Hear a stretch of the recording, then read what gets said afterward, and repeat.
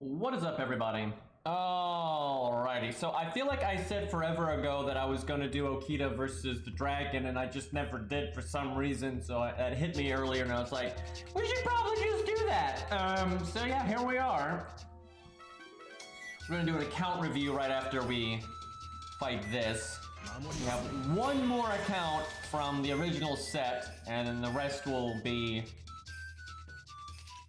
the next wave, if you will. Alright, let's see what Okita can get done here. We barely need any NP. Actually, we don't need any NP. We could get no cards and we'd get our NP, so I should just try to keep one of these things alive. I guess I do this then. That's kind of weird, but I'll take it. Yeah, I think we had quite a few requests. The bad thing, it looks like we have just so many flex accounts, and right now only a few advice accounts, right? So it's gonna be hard to balance that out, but we shall see. These are the exact two cards we got last time, I think.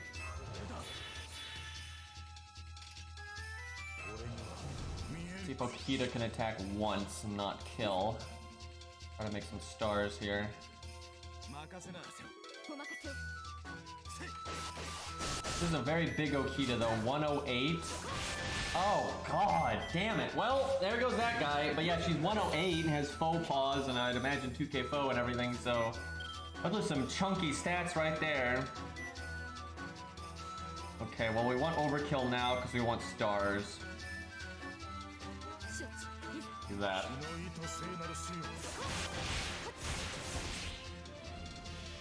Can Sanson make that many stars with his quick attacks?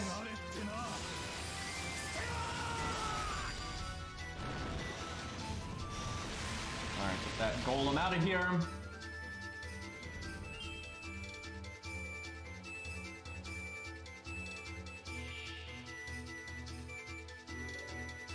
Okay.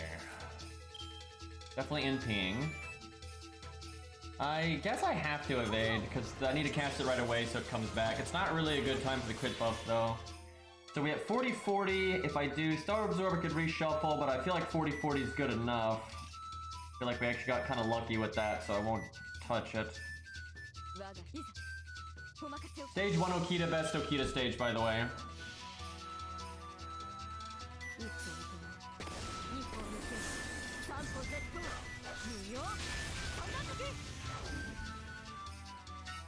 $114! Dude, I tell you, going, past 100 and all that stuff, obviously Okita's just a good unit, period, but man, you can get some stats in this game now.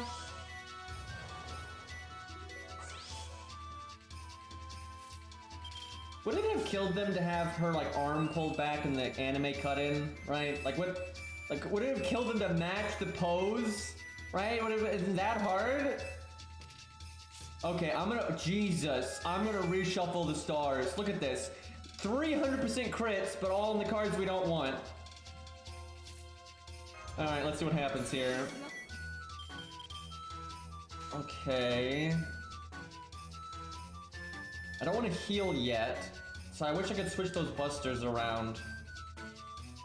I want to do quick because I want to crit next turn, but I also really want to get my NP right now. I might actually take the heal, even though it got away. I shouldn't.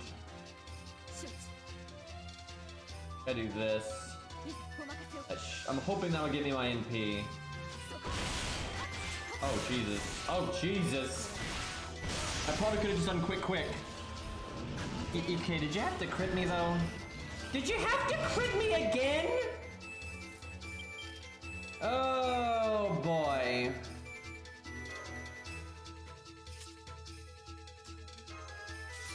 Richard not having it. I kind of need to heal right now. I actually think... Oh my god, I can't though. I gotta do the heal, but oh, this is bad. I really wish I could have healed in this turn. I should have done the other quick card. I should have done the one to give me the heal boost, so I can heal for 2,000 right now. Because, I can heal for 2,000 next turn, but then I'm delaying the cooldown by 1 turn, and that means I might not ever be able to cast it again. So between me, that was a mistake on my part. So between that and then Richard critting us twice, this is not going to be her best run possible by any means. He triple buffed her evade turn. I totally wasn't paying attention, so I guess we kind of getting wrecked here. Although we didn't need DNP game. But Richard outplaying us. Okay. Bad time for our quick up, which means I'm probably going to hold on to it, and so I shouldn't have done Atlas because I could have gotten it back and then Atlased it. Okay, well, I want the 2k heal. I almost wonder if we want to put the heal on the art card. Because it's really awkward the way it is right now. Well, I guess I go for NP gain then. Well, I kind of can't. This is going to be such an awkward turn. Boy, you don't normally ever do Quick Buster art under any circumstance. And the only reason we're doing that is because of the command code. Oh my god, Richard. You're destroying my soul here. And I didn't get my NP. This is, not going as I would have liked. So if I had not messed up, I could heal again before dying, and that'd be another 2,000 health, which means I could probably survive another turn. Because you're gonna see on like the final turn, it's gonna be on a 1-turn cooldown, so that 1-turn delay is gonna get me.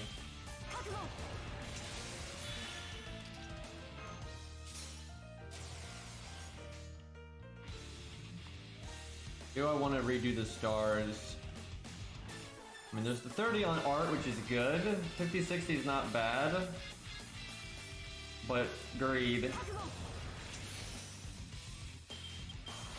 Okay, that worked out. Oh, actually, we'll get our heal back. Well, how about that? It's still on an awkward as hell card, but I can't count apparently.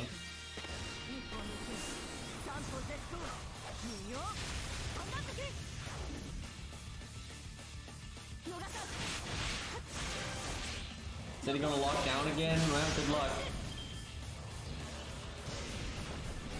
Don't do anything stupid now.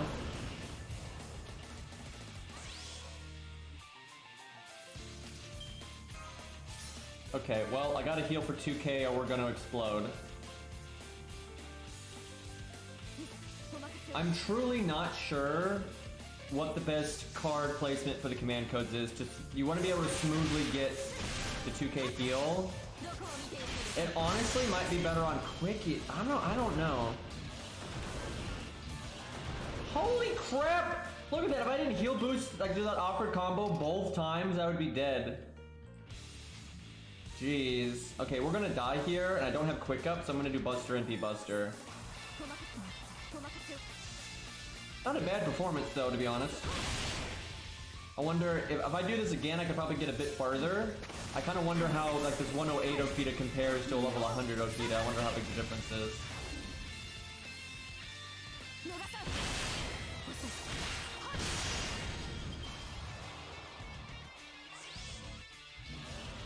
That's a good performance though, not bad.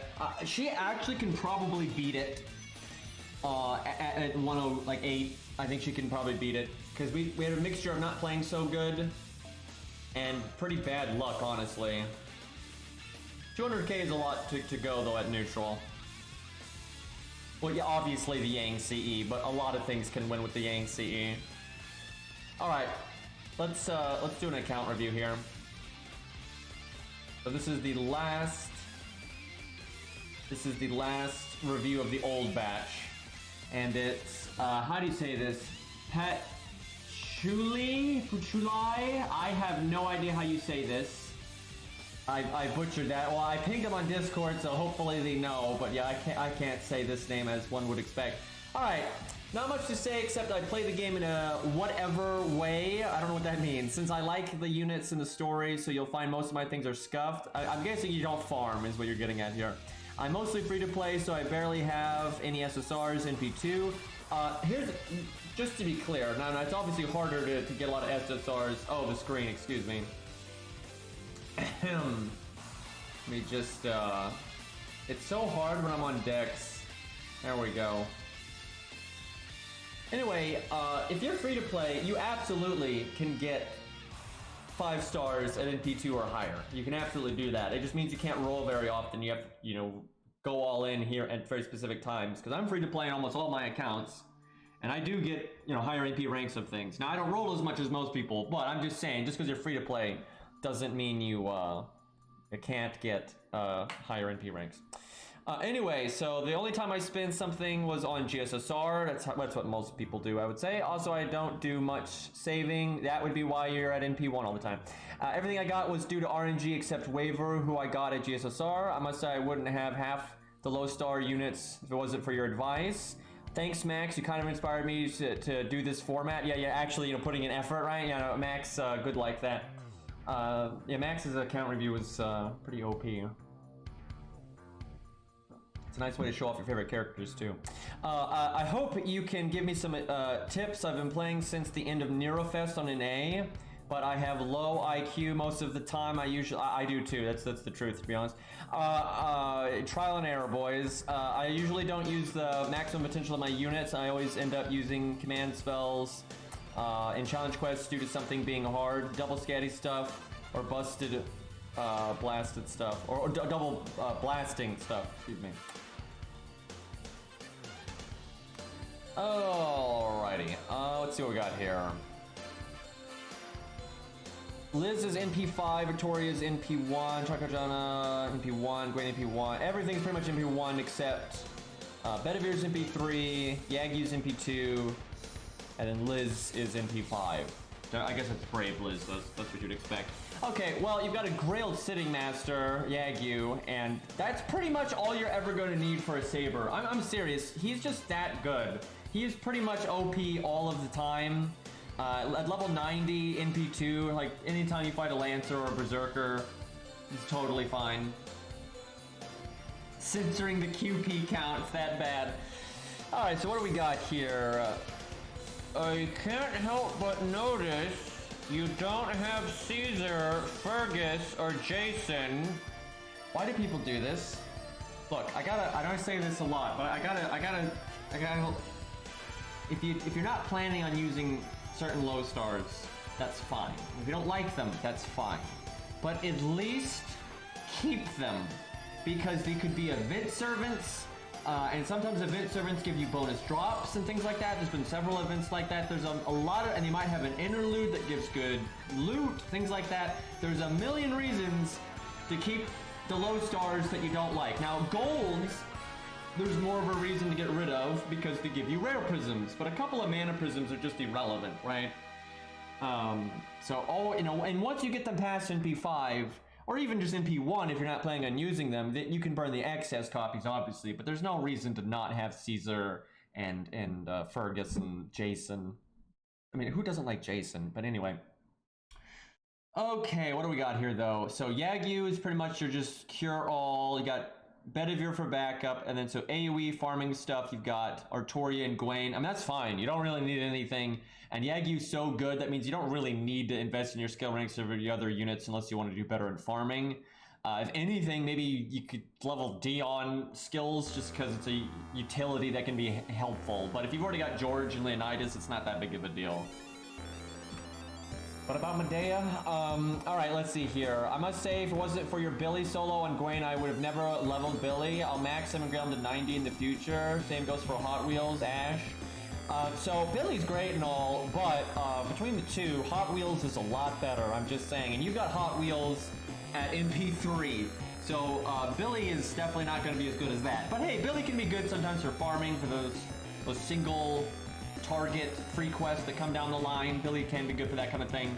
And he is a nice backup archer, he really is. Just having a unit in the back that can just instantly NP regardless of circumstance, it's nice. So not passing the David test. Not that old of an account, but still, let me skip ahead and see if you've got a Merlin, because that can, although I shouldn't do that when we have all these pictures here. Where the heck is the casters? We have Waivers and Scatty, but no Merlin, so you really are going to want that. I didn't actually see the apples. We'll get to that in a minute. You're going to want to level that David second skill. And if you're wanting to grail Ash, you should try to level your Ash's skills. Obviously it's a pain in the butt, but he's worth it. If you're ever going to get a server to 10-10-10, he's a damn good one. He can be your main DPS for Fluffy down the road. And that's high praise, honestly. That's a tough fight. You need a good DPS for that. By the way, you're never getting that costume for Lancer or Artorial Altar. You can't have it. We're not allowed to have nice things. The fact that it's a good costume guarantees the fact that we'll never have it, right? That's how this works. So, plan Grail King of Storms to 100 in the future. So she's 92 right now, so you're already pretty far along the way there. Okay, so we have Grailed Coup, but 888. I gotta wag my finger at that one. You need to at least get that second skill to 10, especially if you're gonna, bother to grail him. Okay, so so Valkyrie's NP3, Pravati's only NP1, and that's an interesting dilemma there. Pravati's better, but then Valkyrie's a higher NP rank, and you have Scatty, so I guess for now, Valkyrie's fine, really. Your Pravati skill rank's already good enough. Lolly Deuce is NP2, she's actually pretty good. Fion's NP2, that's good for farming if you can get his skills up. Liz is only NP1, that's unfortunate. Protoku's NP5, obviously. Ku's NP5. So for the single target stuff, you've got Ku and I guess Medusa. You might want to level Medusa's skills, especially her, I think it's her first one? You want the damage one, the one that gives like quick resist down and stuff. I can't remember exactly which skill is which for her. But you're just focusing on that. Between that and Ku, you'll be fine. Just get Ku's second skill to 10. And that's all the single target you'll really need for most of the game. And you can always use Crazy Eyes, what's her name? From Gouda Final Event. She's a good backup as well. So her AoE, you've got Valkyrie, which is really good with Scatty. She's not really good on her own. Hey, Cairo, how you doing? But yeah, Valkyrie on her own is kind of dog shit, but because you have Scatty, it's good for farming. If you do harder challenge quest stuff, even at NP1, what do you think, Cairo? NP1 Pravati versus NP3 Valkyrie. I still kind of lean towards Pravati sometimes. I think it might depend on the context. But, why do you not have Leo? Stop burning your low stars. God, always keep a copy. And especially Leo. There's no excuse for this. No account should be without Leonidas. Even if you're like, man, I don't like shirtless dudes. You keep Leonidas anyway because he's a goddamn taunt wall. There is no excuse for this. Oh, like, god damn it. And we don't even have Caesar on this account. Yeah, I'm glad chat mentioned that because I wasn't really paying attention there. But yeah, Leo, pretty important. Now, Gareth, he might legitimately just not have because she's newer and maybe hasn't rolled FP much since she got added. But yeah, look, I gotta stress this. It's not about gameplay. Like, you can be the whaliest whale that ever whaled, and you might hate certain budget units, you don't like doing budget setups, and that's fine. Totally fine.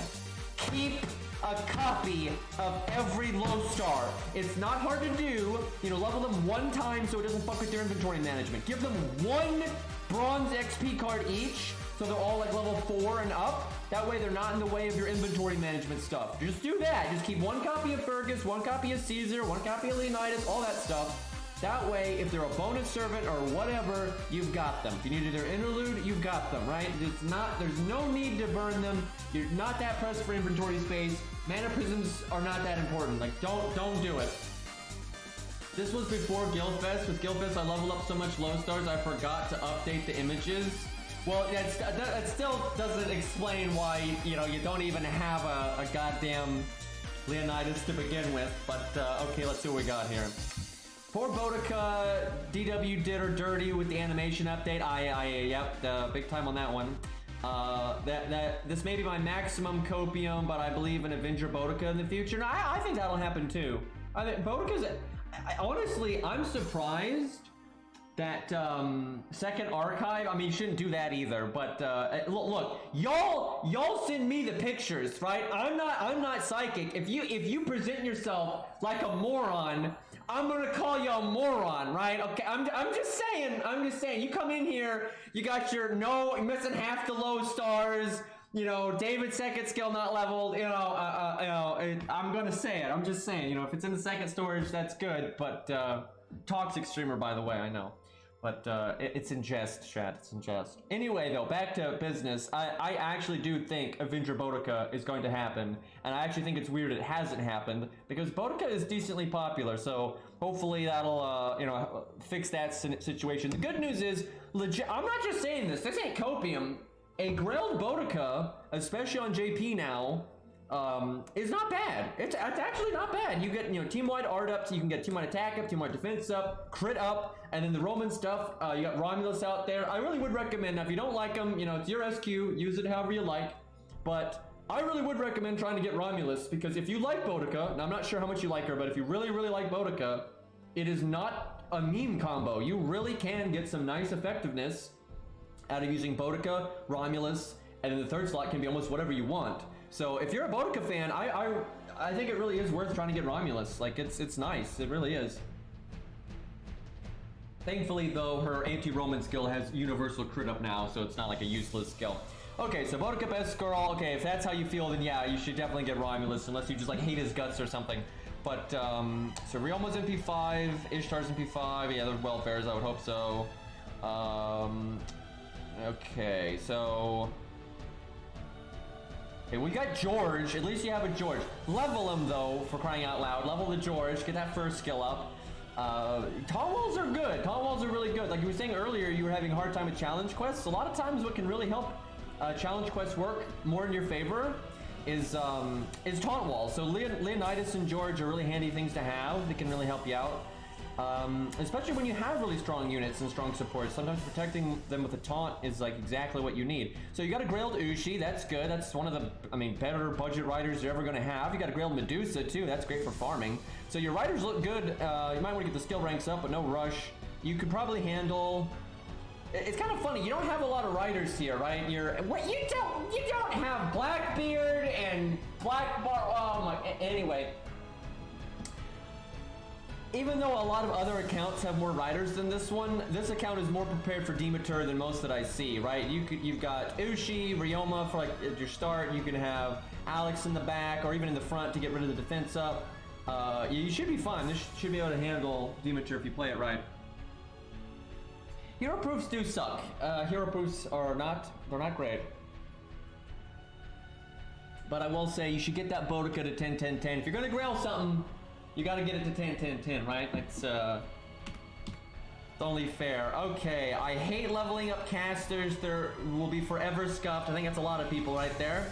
But that doesn't mean I don't love them yet. Casters, because you need to level so many of them, it always... Because they're like the backbone of support options, so it's really hard to get enough skill gems. At least the caster daily has a higher drop rate, so it makes it a little bit easier. Okay, so we've got Scatty, we've got Waver. That gives you universal farming options, right? So between that and the AoE units you have, you shouldn't have any issues farming, so that's good.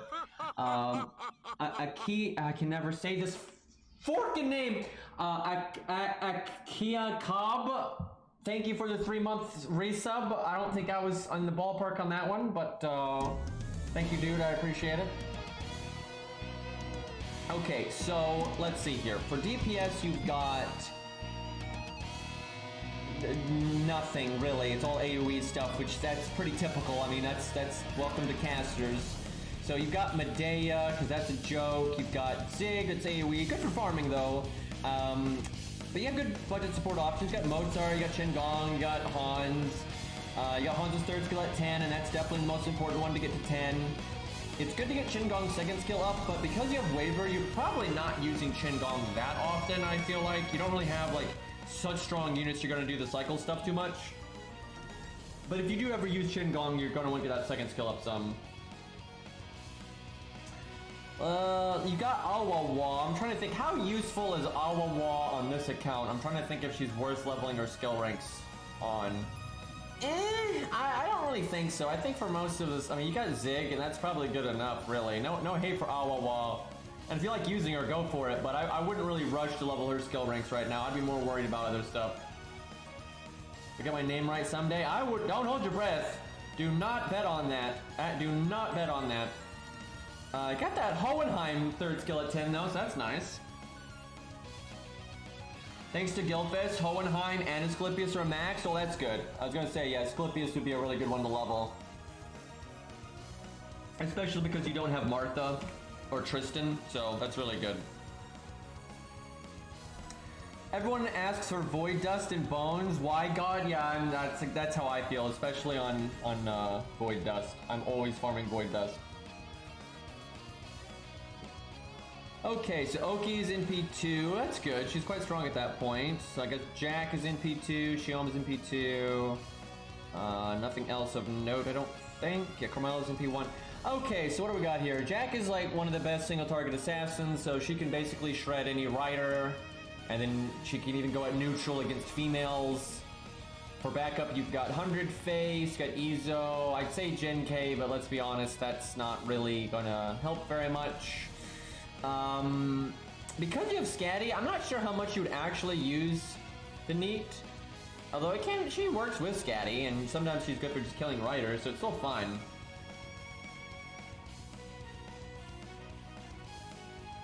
Yeah, I think Summer Awawa is probably better than her caster version. Her caster version is not like bad, it's just she doesn't offer anything that's you can't get in other places. Hey, Saber Nero, thank you for the 41 months. That's a little bit of time. Grailed Kojiro though, so I agree with the taste here, right? Good pick there. And at level 80, you'll get some decent value out of him. So your assassin slot is fine though. Maybe a little weak in the AoE department. You pretty much just have Fuma.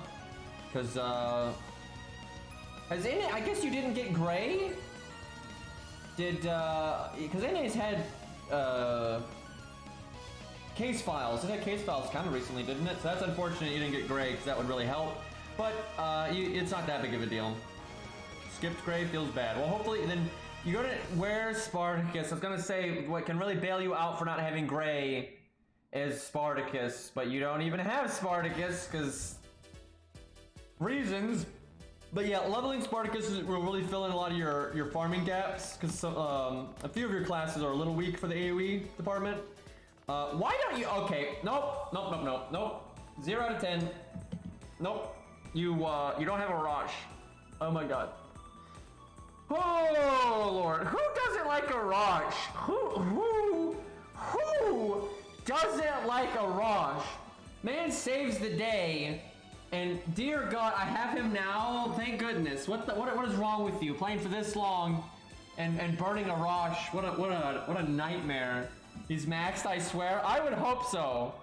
Cause yeah, that's another thing that'll help your kind of weakness in AoE is Spartacus and a Raj. That's like the dynamic duo there.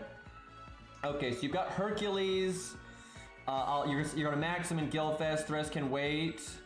Mori and his bone addiction. Yeah, he does take a few bones more quickly. So Hercules is only in P1, unfortunately. Atalante Alter is only in P1. And Baraki is only in P1. So all your golds are kind of oof like that. So Jerker is really good on this account then. Now thankfully you grailed her to 90 and got her 10-10-10, which for some reason most of the accounts we review don't do that. But yeah, she's really good. She's a nice universal killer. She doesn't have as much raw value as Hercules does, but for like generic farming especially, and just some like kill challenge quests, she's really good. And at 90, it's excellent. Let's see. It is worth getting Achilles to bond 10 and at least getting his second skill to 10. That's pretty much good on every account, and your account's not like so strong, like, oh, I don't even need Achilles. Your account is not in that shape yet. So that's another thing that would help you with challenge quests, is just getting your Hercules a bit more prepared. But other than that, I mean, you're in pretty good shape. So let me look back over this and, oh wait, this is kind of important. Okay, so Mash needs to get to 10-10-10. That's always important. I would definitely prioritize her first skill. Getting her first skill to 10 is overwhelmingly the most important. You got a Grailed Ruler Martha. That's really good for Fluffy down the road. Like, no joke. Since I have Nobukatsu at 100 on JP, I would only be fair I got him at 100 when he gets more Grail. So I guess you play NA and JP then. I wonder which one of these is your main then. Let's see, so Martha's in P1. That's unfortunate, but what are you gonna do? Kita Alter's in P1, Melt is in P1, dear God. Let's see here. Trying to see if what's not in P1 here. Summer BB is in P1, Luvia's in P1. The Welfare's in P5, as you'd expect. Okay, Demon King Nobu is in P1. Okay, so most golds here are in P1. Okay, so Summer BB is usable on this account because you do have Waver and Scatty, and that can work with BB in the Switch Mystic code. It's still niche though, and it's still RNG. You gotta get that good hand. But if you have a DPS unit, you set them up with Waver and Scatty, and then you switch in summer BB when you have a good hand, that can be very powerful. That's something to kind of just remember and keep that in your back pocket, because every once in a while it's really strong. Melt would be worth leveling on this account. Even at NP1, I would say Melt is definitely worth leveling on this account. She is a very good universal murder everything button. Like, she really is. Like, she's, you know, effective against a lot of classes. Even when she's not getting bonus damage, she does well. She has solid survival, good normal card damage, good NP damage. She's a nice, just well-rounded murder everything button. Yeah, that's your single target caster, really, no joke. Even at NP1, she'll do better at killing assassins than anything else you have on this account, really, other than maybe Jerker, depending on context. Melt's good. Melt helps this account a lot. That helps with your, like, you know, taunt situation and that kind of thing. Edmund's good with your scatty for farming. That's excellent for farming. Joan of Arc's gonna be good for challenge quests and all that. She's good for Fluffy down the road as well. Honestly, this account's in good shape then. So, if it was me, you don't have Merlin, so one of my top priorities would be getting David's skill to rank 10. It really would. It's not just budget stuff. That's really good. And Hot Wheels. Those are, like, right now, looking at this, I think my top priorities, if it was me, it would be getting Hot Wheels to 10, 10, 10, getting David's second skill to 10, and then just getting some of your Grailed unit skill ranks up at a principal. But you're pretty well rounded for the most part, I would say. And then obviously I would say Spartacus would be really a high priority in Arash, but you said you already have Arash. But still, even if you don't like Spartacus, I would say Spartacus is worth leveling for farming and whatnot. You do have some strong AoE options though, especially with Waver. You don't need Spartacus as much, but he is definitely good. You're a little susceptible to debuffs. You have Asclepius, you said you leveled him, so that's good. But you don't have a lot else. You don't have Martha or anything like that, so that is a bit of an issue, something to think about when you're looking at what to get in the future. David's skill not being 10 has made me suffer during challenge quests. Oh yeah, I know, it can be rough. It's really handy to have that. Sometimes that one turn makes all the difference for lining it up with an NP. But overall, I think you're in pretty good shape. You definitely have good farming options. Like, you've got a lot of AoE units. You've even got Saber Ultra there. I didn't notice that earlier. You got a lot of AoE units. You'll have a self-battery. You got Waver. You got a lot of units that work with Scatty. You got Valkyrie. You got Edmund. So you're in good shape. Yeah, get Ku second skill to 10, and then your Lancers are fine. But yeah, David. That's the main thing to worry about. That is pretty painful. I hope that means... Wait, was this before Guildfest? So did you go into Guildfest with that few of apples? Thankfully, Guildfest gives you a lot of apples, and if you just use the apples they give you, you can get a lot done. Like, really, if you go into Guildfest with this few of apples, let's say you get... 10 from the lottery, you get 1 from each stage. The stage resets every, 3 days. So that's a lot of apples. You get like 20 silver apples from the lottery and stuff. So you can still get a crap load done. But yeah, that is really rough going into Guildfest with that few of apples. I don't know how people accomplish this. I'm not trying to be a prick. I'm serious. I don't know how people... The only times I kind of understand how people accomplish this is like we had that one account that sent a picture in, or sent the account review in, that they'd only been playing for a few months, but they had already like maxed out so much stuff, right? And they had no apples because they were like playing like crazy. I farmed 60 boxes. Yeah, that's really good. That should be plenty. Okay, as you might have noticed, I don't have Shiki. Yeah, that feels bad, man, but you have 100 face, so you should be fine. I was new player and I skipped the event because I thought it was nothing important. Oof. Big oof. Regret that every time I listen to her theme. It's hard being an FGO player. Main interlude win. The anniversary really did not make me satisfied at all. That makes 2 of us. I was really expecting some new low stars and some fixes in general. My playstyle, as often seems really interested in your viewers. Wait, what? My playstyle, as you often seem really interested in your... Oh! Yes, I am interested in like what... Okay, I was getting confused there, but yeah, you're just saying you're sharing how you like to play things, and yeah, I do like knowing how people do things. Beat the thing and got the prize. I see the fun in trying to enjoy hard challenge with free-to-play units, and I'm learning recently to try and enjoy it as well. Thanks for the lack of content game. Yeah, well, story replay one of these days. As final consideration, not much to say except I hate farming. Yep, I relate. And we can get main interlude for Archer Nobu. I'm surprised we don't have that. I legitimately thought when they did main interlude, I was like, you know what, I bet you Archer Nobu is going to get one of those pretty early on. And here we are years later, and they haven't done anything. Can we get Kaiser costume? Oh yeah, the coat, and hope we get something with Fate Redline. I think we will. I think we'll get Fate Redline at some point. Might be a while because they kind of wait on that stuff until they're finished, but yeah, I think that'll happen. Let's see, but oh well, thanks. Things go on. I hope everyone has a great day. Well, thanks for sending in the review. Obviously, I was kind of being harsh, but I'm just, you know, I'm just shooting this shit. I'm not being serious here. But yeah, overall, your account's in good shape, so you should be fine. Oh, you even have Alluvia too. But yeah, you've already got good options for a lot of the hard bosses coming up, like Demeter. What do you have? You got Nobu. Nobu's good enough to handle Zeus, and you got Gorgon as well, so you can handle Zeus. You get that Hot Wheels up. You said, I think we said you can Grail him. Yeah, if you Grail that Hot Wheels, you get him to 10, 10, 10. He's a really good DPS for Fluffy, as is Sitting Master. Sitting Master is a little strange though, because the way debuffs work in that fight.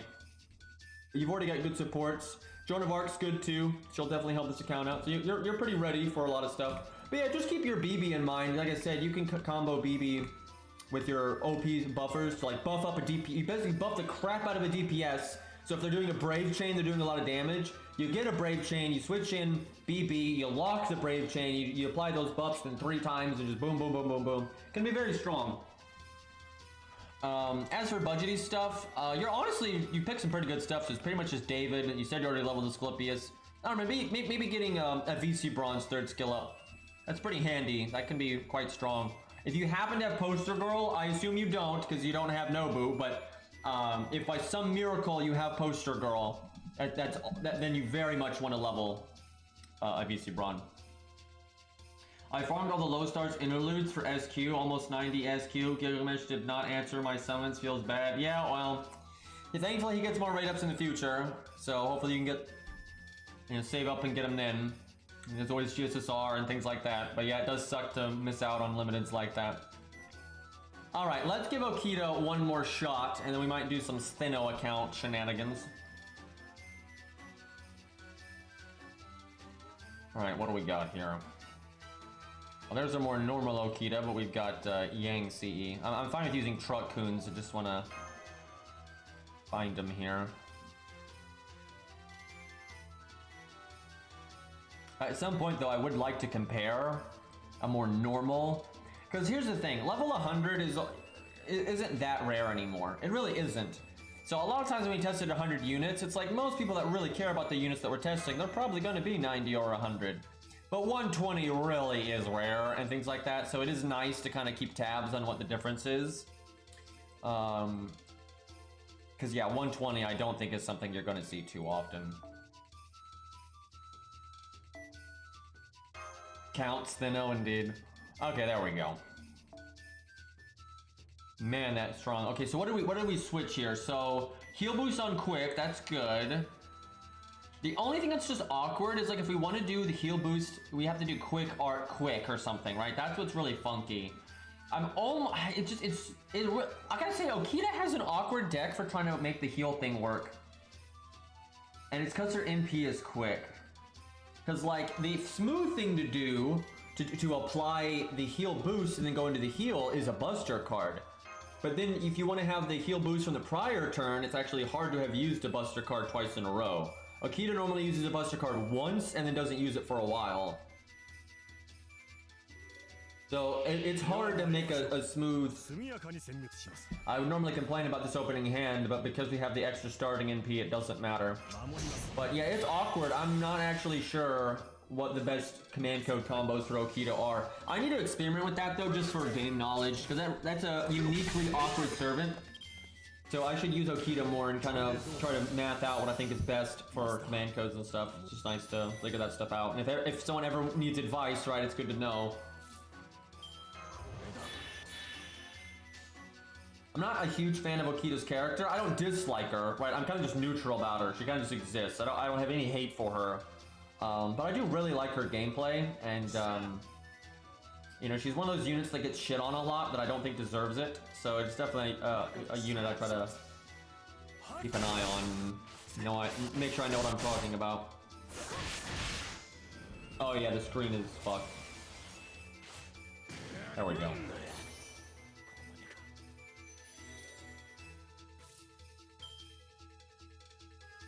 Okay. Well, we got too quick again. I almost wonder if Okita would... I think Okita would rather have Star Bomb on quick than anti-dragon damage. It's hard. It's a hard thing to math out, but I suspect that's the case. His critting is really nice when she has her crit buff, but I don't know.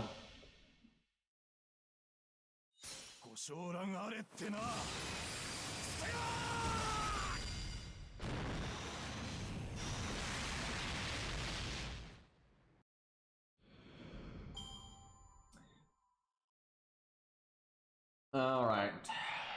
I'm gonna try to concentrate here. I don't want to mess up again. 40-40. I think we just take that. Those two Buster cards are both really low, so we got kind of lucky there, I feel. Imagine using a skill and then you just cough up blood. That's lore, by the way.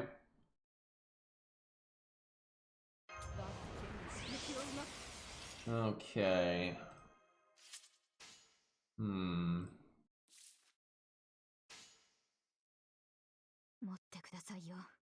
Right, no, do it this way. Who killed the music?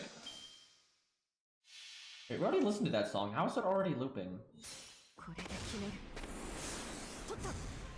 Alright, we got that Armored Core music going here.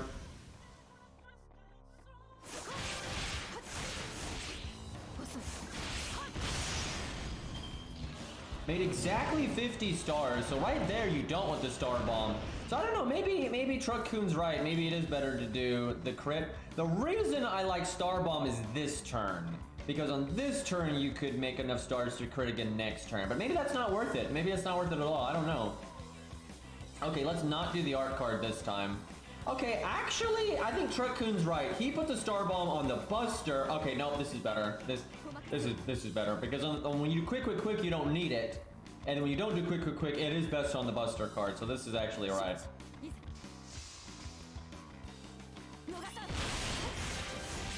However, it might not be right if you change things though. I think it might be better to have Buster be heal boost. But I'm not sure.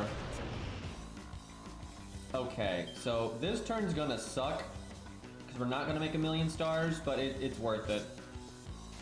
Okay, I'm not shuffling because the two cards I want to use have a decent crit chance. So we're not doing quick chain, but this is better than last time. This is definitely better than last time. Like I can give up the stars and a little bit of damage for the extra heal.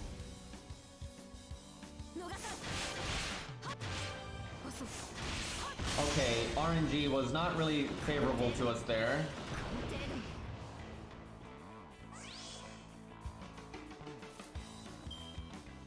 Now I might reshuffle the cards. Yeah, I want to do Buster quick.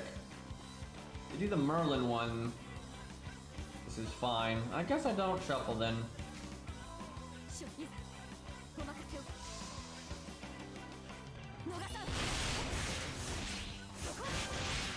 Never being enabled, chat. Keep dreaming. And there's Richard the crit. And then there's Richard the crit again, and he's only buffed once ever. Are you kidding me? We're getting destroyed right now.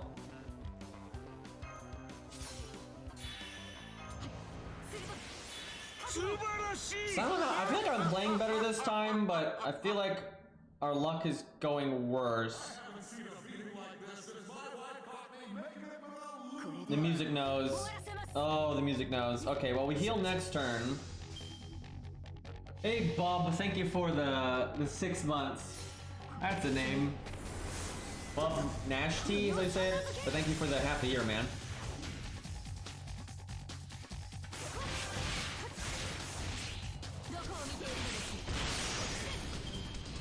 $46 stars, not bad.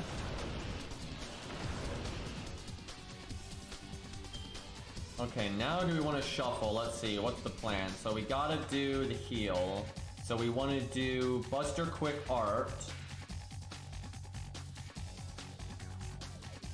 Yeah, I think I do shuffle because there's a slight chance I can do better than this. It's kind of, I don't know, it's iffy.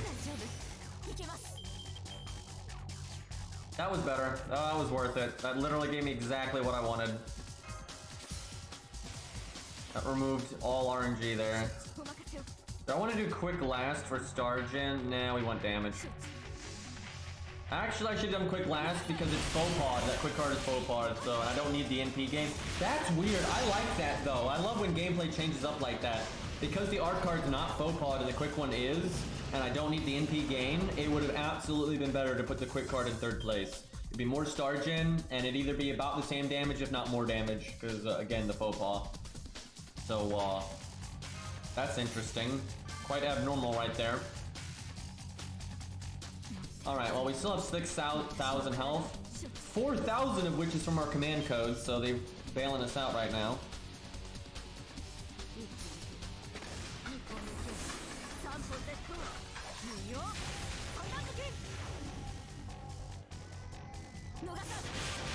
I wonder if we did the Arjuna command code instead of the anti-dragon one.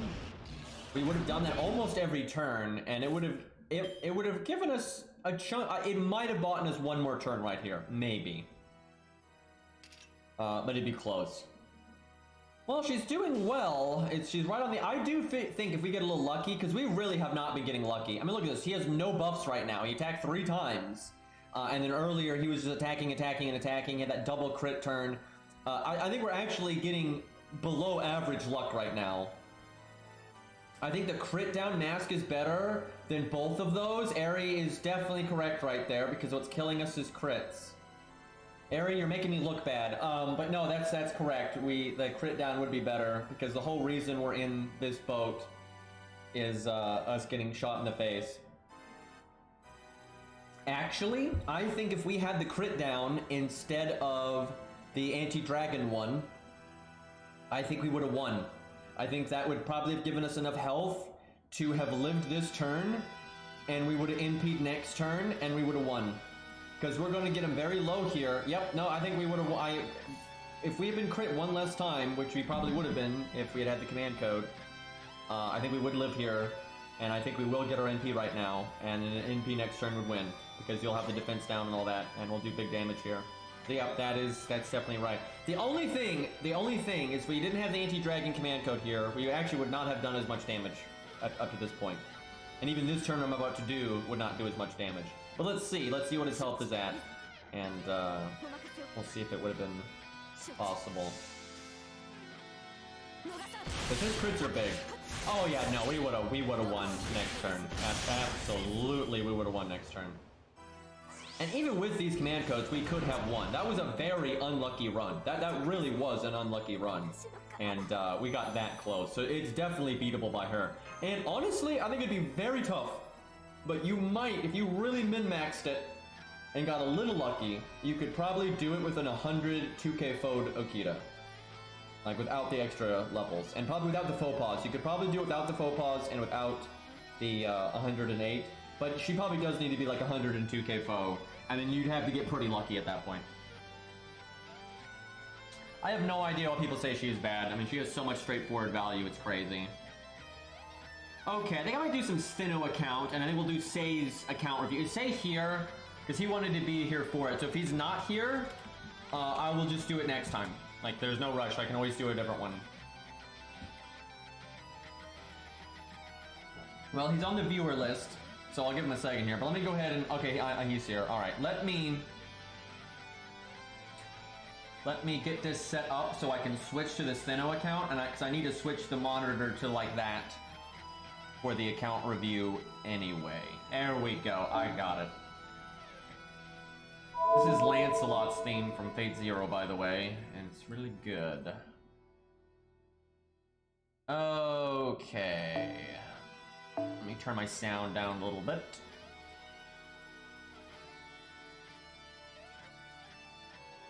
Man, I remember when the Fate Zero anime came out. That was like a, back then Fate was a lot smaller, and the Fate Zero anime is what kind of put it on the map.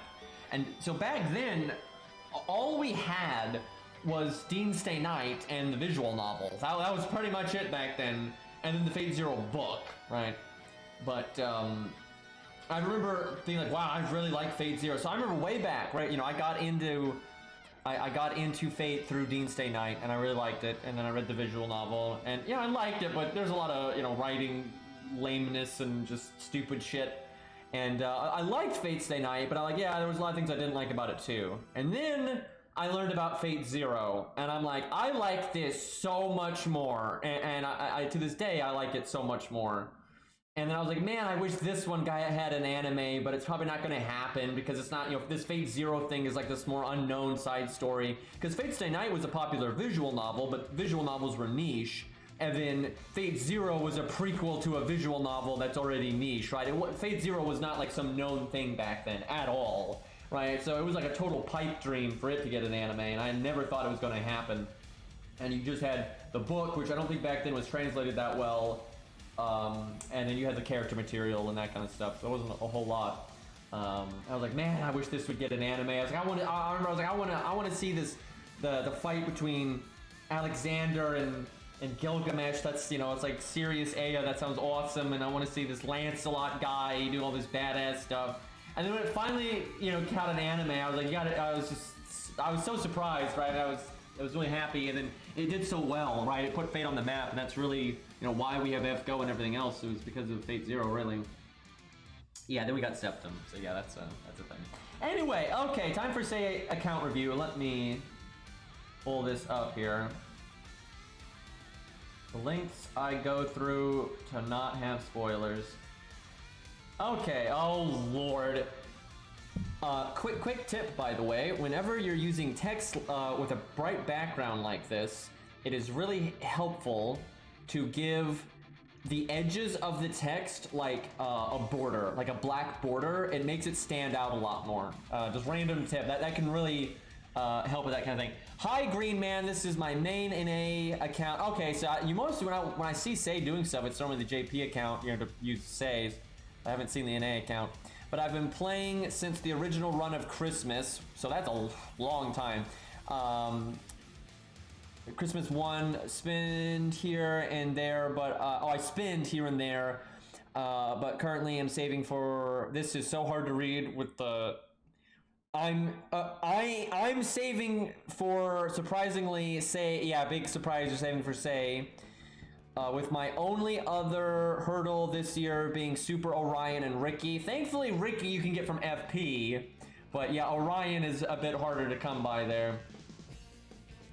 My playstyle usually tends to use something high rarity and use semi-budget units. I'm willing to use stuff like Merlin, Waver, etc. for challenging content, i.e. Fluffy, Zeus, challenge quests, etc. Yeah, that's what I pretty much do, is, you know, use the deep rare DPS you like and then use budget stuff to support it. The text border is called stroke, ironically the thing this background gave me. I know, right? But yeah, it really helps. Outlining text, if you notice, I actually do that in a lot of my like videos and stuff. I'll do that all the time. I'll have like white text with a black border and stuff. It makes it just a lot easier to see, so it's a nice little hack, if you will. Units I'm currently planning on leveling. Lobo, I can get behind that one. Lobo is so underrated these days. Of course, Sei, which you don't have on an A yet, but you're taking Gilius to 120? What? Oh god. Oh god. Well, we better see some videos. I want to see some goddamn YouTube content out of that. 120 Gilius, Jesus Christ. Okay, units to 100. Ricky Boy, Awawa, Yang. Oh, Suzuka goes in. That's a rare one. You don't see that all the time. Space Zoomer will be 120, but I hope she gets either stage 3 OG Sei or a costume. I don't think she's getting anything. I think Space Sei will be like Space Ishtar and Guildfest. Right? I don't think they're gonna make Space Sei. And the reason I don't think they're gonna make Space Sei an actual unit is because they just made Summer Sei. And I think Saber Wars 3 is coming up somewhat soon-ish, right? I think it's within like the next 6 months, and potentially in the next 2 months, right? And because of that, I just don't think they're gonna do Space Sei. I think she'll be in the story, and they'll use one of the stages of Summer Sei or regular Sei, probably regular Sei, and they'll just make her a different class or something, and say it's space her. I suspect that's what they do, but you never know. They do weird things from time to time. Okay, units I'm planning on rolling. Oh God, Van Gogh, get it out of here. Orion. That's a tough one with what you're wanting to roll on, so the timing is kind of messed up. Yang CE, obviously, and of course you want to get the Sei CC. Choosing for 5-star ticket, Aussie or Europa. Well, both riders. You got an AoE one there and a single target one there. Okay, what do we get here? Wait, what is that CE? The one for Ben K? Let's see. 50% starting NP, overcharge 2 stages 1 time, debuff success rate 15%. That is pretty good for him because that means he can get his first NP pretty smoothly. The overcharge won't really help, and that's like more curse damage, so who cares? But then forever he'll have the 15% debuff chance up, so that means his stun will be 95% and things like that. So that is pretty good. Now, if you gotta have that 100% stun chance and whatnot, then you still gotta go with like the Shinji one. But a lot of times you can get away with like, you know, the one rare debuff failing. It's not the end of the world. See, that is pretty good. Makes sense. I like how bad the Summer Sei CE is on Summer Sei. Yeah, that happens a lot, unfortunately. That happens all the time where a unit CE is bad for them. Forgot to mention, but units that don't have a number on them are NP5 on those. Okay, that makes sense. So if they're numbered, it's because they're, you know, like something abnormal.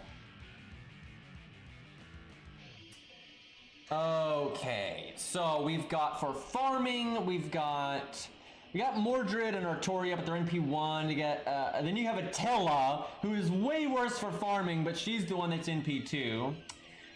Siegfried then is kind of okay for farming because he has the NP gain up, but it's still not that great. But he's NP3. So your farming options are a little scuffed there, because then Gwain's good for farming, but he's NP1. Saber Artoria, no, fucking Saber Alter, the bitch with the visor. She's in P1, so yeah, a lot of farming issues there. You got Lily in P5, obviously, but then she's not even leveled. So you don't really have any like standout awesome farming unit here, although you do. You have Choco Jana, I guess, in P5. So I actually love Choco Jana for farming.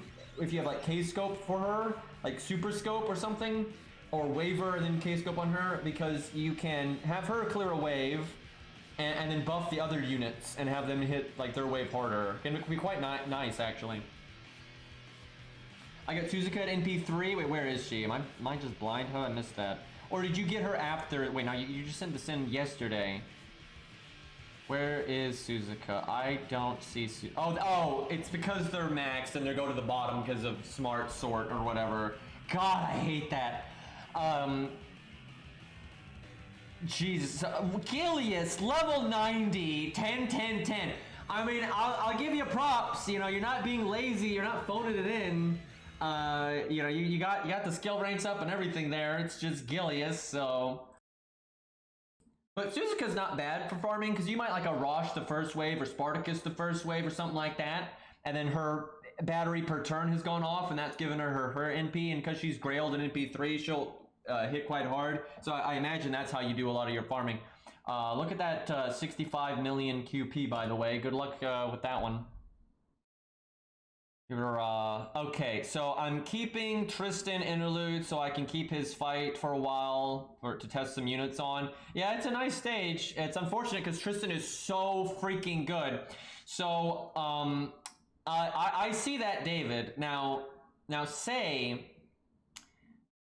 thinks he's Sauron, right? Y'all seen the Lord of the Rings intro from the first movie, right? Where it's all like, you know, Sauron gave the rings to the dwarves and the elves, but then it's like, but they were all deceived because in secret, you know, Sauron, you know, created the One Ring and all that, right? And the key word there, in secret, right? In secret. Now, see, Sei thinks that's what he's doing. That's not what he's doing. What Sei's actually doing is he's like, yo, everybody, I'm making the One Ring. It's gonna be really bad, right? I hope Green Man doesn't hear this, right? So I don't know. Like, see, I'm actually the one doing things in secret here, right? Because I've seen this shit coming. This David's, you know, second skill at rank 1. I've seen this coming a mile away, right? Because I know Sage is blabbing about this in Fate General, but he does it like when I'm asleep and when I'm streaming. Like, I can't find it then. Even though we've been over, Green Man knows how to scroll up in Fate General, right? I know how to look through the you know, what people have said when I'm not around, right? So I've known for a long time that this shit was coming, and I've been prepared.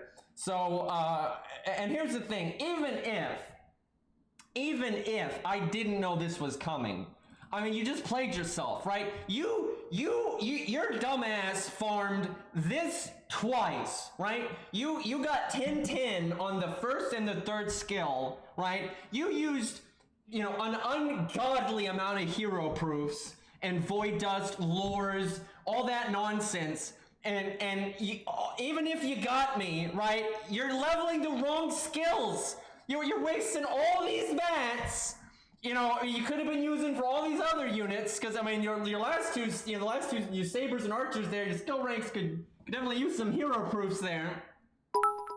So you just played yourself, right? All you did was play yourself, and you don't even have David's second skill. You could have done all this. Could have used those hero proofs and actually, you know, leveled a different unit if you didn't want to level David, right? I wasted lures for memes. Yep. Well, say I have to pass judgment on you here for your crimes against the realm, your conspiracy, your plotting. I condemn you to the QP mines for 5 years, but not the good new fancy JP dailies. No. You have to farm QP in the shitty old dailies. And to make it even worse, not during half AP. You can only do it during you know, the typical 40. So, you know, what are you gonna do?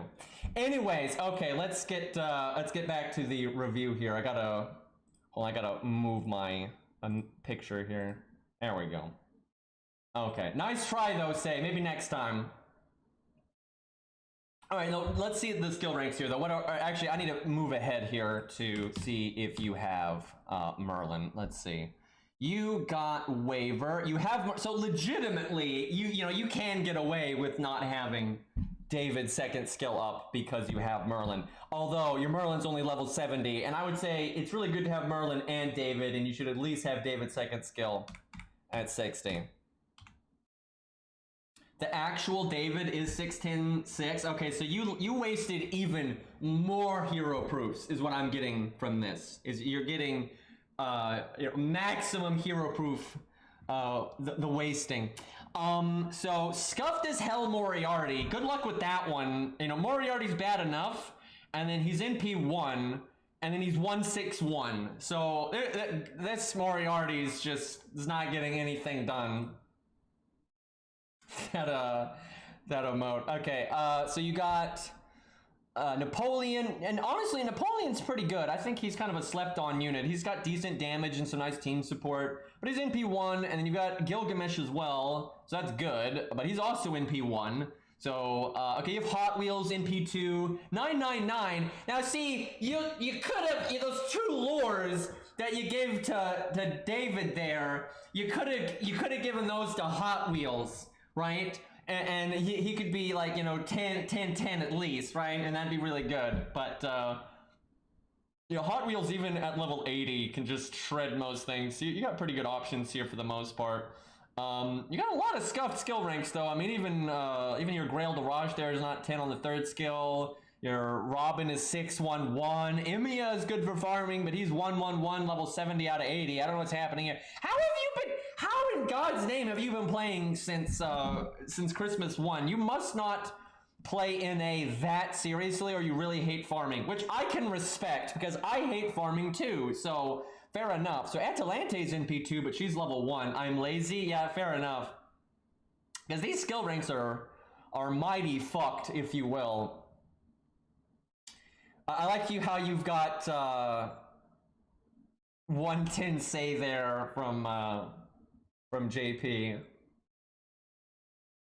Imagine if you could have that on NA now. Oh, okay, let's see. Lancer, okay, so you have Enkidu. I will burn Liz as a catalyst for when Archimedes comes to NA. Yeah, good luck on that one. That's gonna be a while. I'm surprised they haven't added him though, but I think they're waiting for like, I don't know, like where he'd fit the story as a main antagonist, right? I got Booty Lancer was my emergency rare prisms for CCC, but I got Vlad Spook before, so she lives another day. That's a scary life. All right, so we've got Extra Vlad at NP4. So did you roll for Extra Vlad, or has this just been a coincidence over the years that you just happen to have gotten him that many times? Because he's 766, so I kind of feel like it's a coincidence. And then you got, what is, okay, you liked Ku both, interesting. So you liked Ku enough to grail him once, that little extra shot in the arm. But then you did not care enough about Ku to get his most important skill to 10, right? Like 681, level 71 out of 75. What are we doing here? I feel like this is designed to be annoying, right? I think I grailed him for gameplay a long time ago and forgot about him. Yeah, that's another 5 years in the QP mines. And by the looks of your QP, you're going to need it anyway. That's another 5 years in the QP mines. You're 10 years now. Okay, so we've Karna NP2. Would be good for farming, although he's level 80, 161. How have you been... What? Jesus Christ, I've been playing since Christmas 1 and just so much scuff here. Okay, is there a leveled Leonidas? There is. Okay, so that's something. You have an NP3 Fionn, but he's level 70. Like, just give him the embers and like give Ku the embers to go to 75 for God's sakes. And then why is Hector 62? Like what?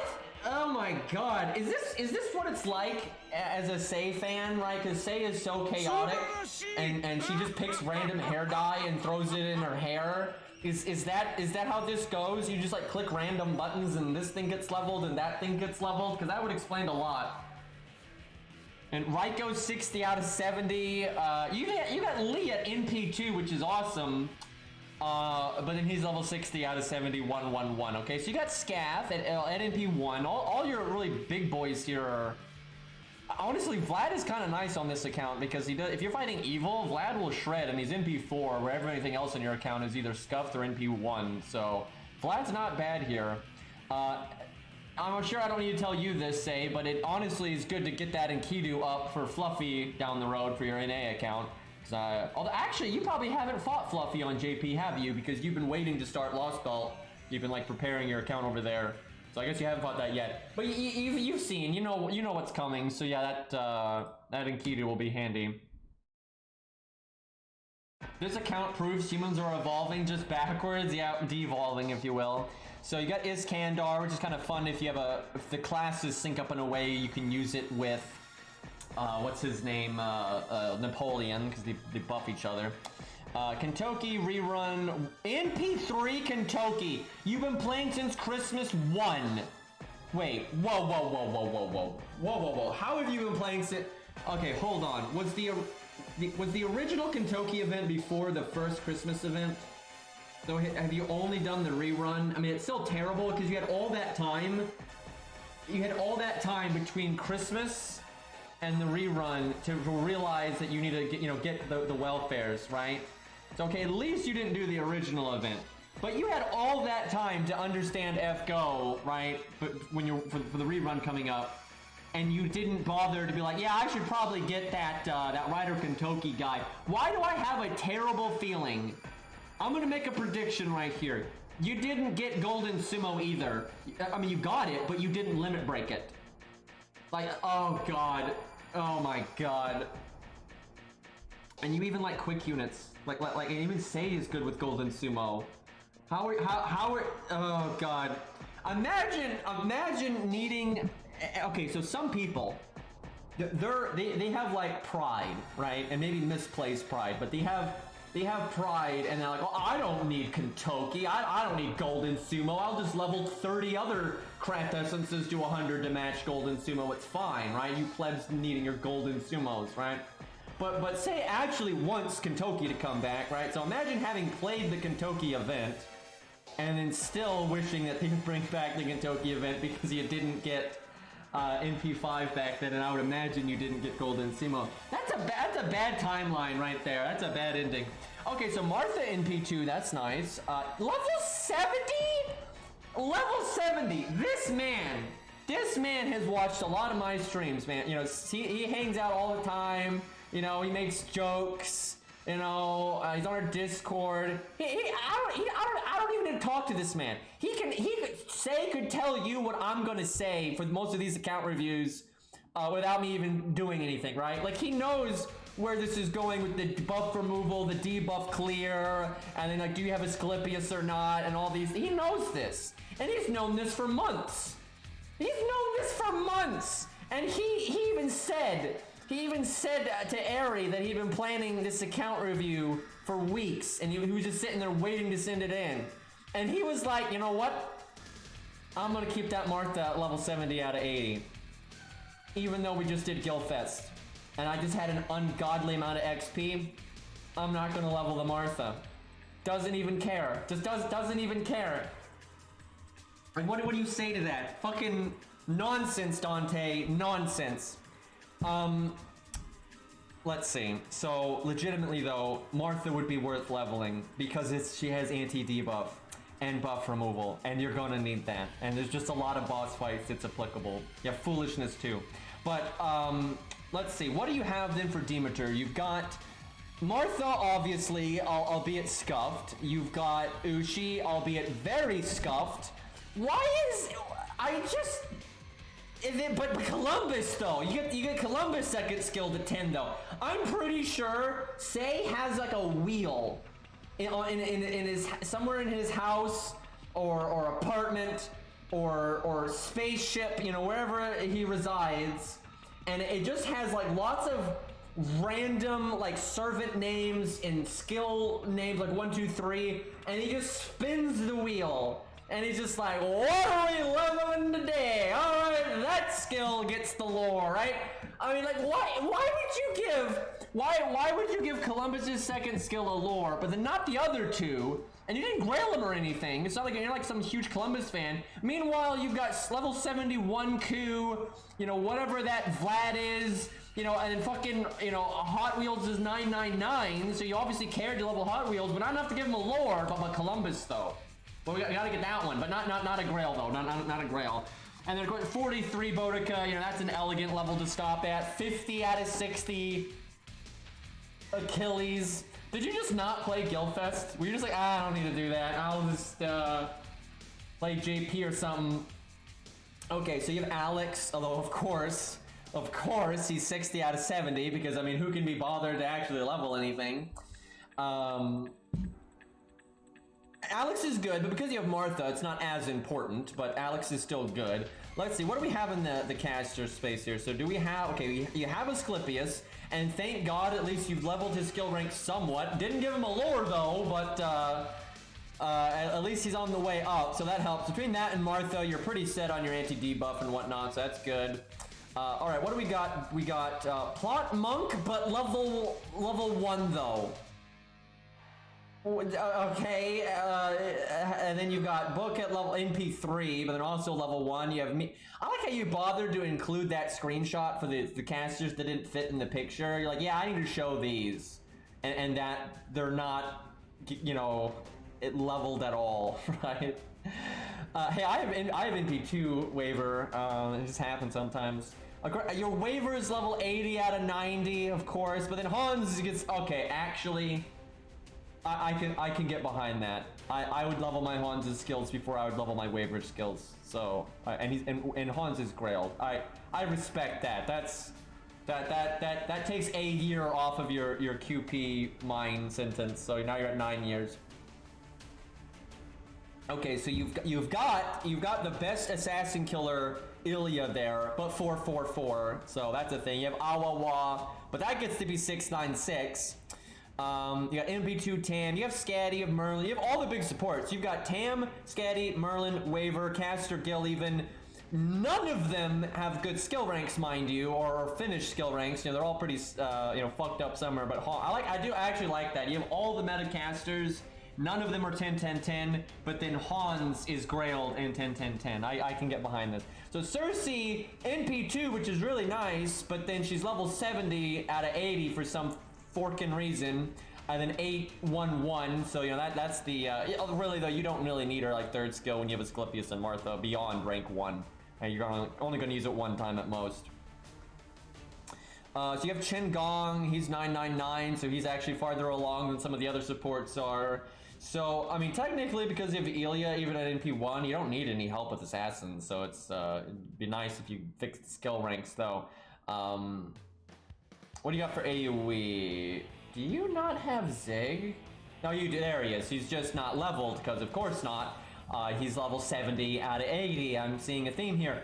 I like how Antoinette 70 out of 80. Iris Veal. Don't let Rex see this. Don't let Rex see this. Iris Veal is level 70 out of 80, 444. How does that happen? Oh boy. Okay. You got Medea though, but of course that's not leveled either. That's 60 out of 70. At least you have Martha, even though that one's not leveled either. I swear, this is some chaos right now. If you're curious about the 3 woos, I plan on leveling one to get her buffs, burning one for rare prisms, and leveling the last one for esports. I mean, fair enough. I also had no time during K&K, so that's why my Shiki is... Oh no. Oh no, no, no. Look, there's, you know... Kentucky's cool and everything, but I mean Shiki, you let Shiki down. Who lets Shiki down, right? That's going too far, right? That's going too far. It's a collab event. Shiki's the best, right? Who doesn't get? You didn't get Shiki's, you know, items. Then if she's at level 1, that means you don't beat the missions that let you get the other things you need for Shiki. So, oh my God. Well, hopefully that'll get main interluded. Maybe Sei's never watched K&K. Also, I had no time during K&K, so that's why my Shiki's like that. After seeing some of the movies, I greatly regret that now. Okay, so at the time, you had not seen K&K. I mean, whatever. But then now you've seen some K&K, like, ah, damn it. So that actually makes it worse, right? That makes it sting more. Wait, what about Kojiro? Wait, I gave Kojiro a grail. How do you not know that? Why do you have...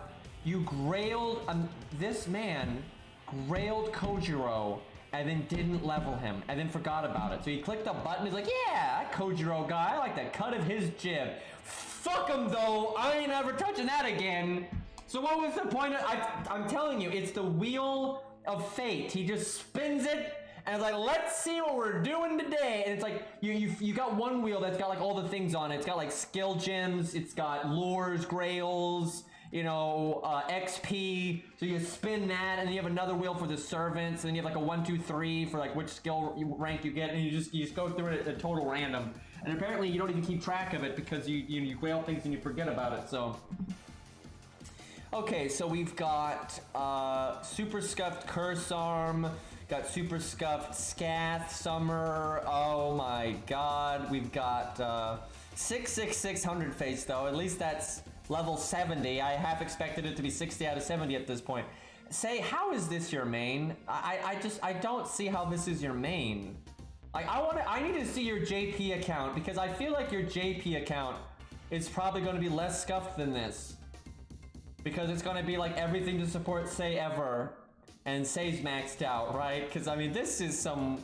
You got Cleopatra, though, so only NP1, but she's still really good. Scuff skill ranks, of course.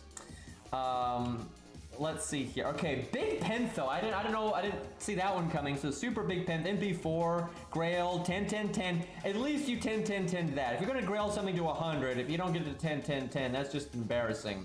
So at least there's that. I tried to NP5 Hot Wheels and ended up with NP4 Gajuna. Oof. Big oof. Nightingale is NP3 from GSSR, and getting her twice on her debut banner in America. I also got Mom from 2 consecutive tickets. Pull. Oh, Sadab, Sadab. So Raiko, you got Raiko just back to back, boom, boom. That would explain why you didn't bother to even level her. Let's see. So you got Lancelot for farming, and you have Scatty. So that's something. And he's MP5. I imagine you've actually gotten some use out of that.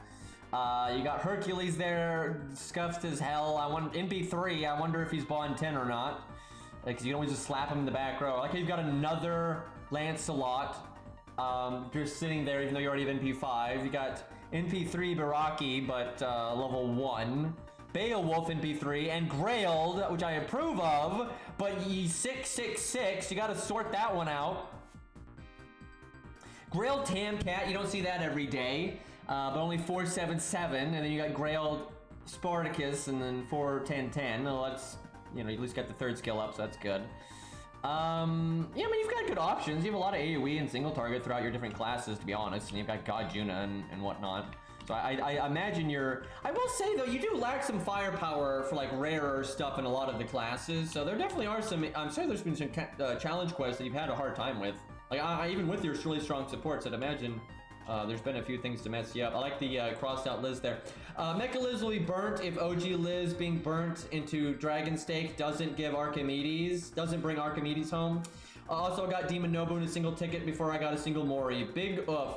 You know, so I've talked about this. I roll all the time for 3 stars and 4 stars, and rarely do I roll for 5 stars.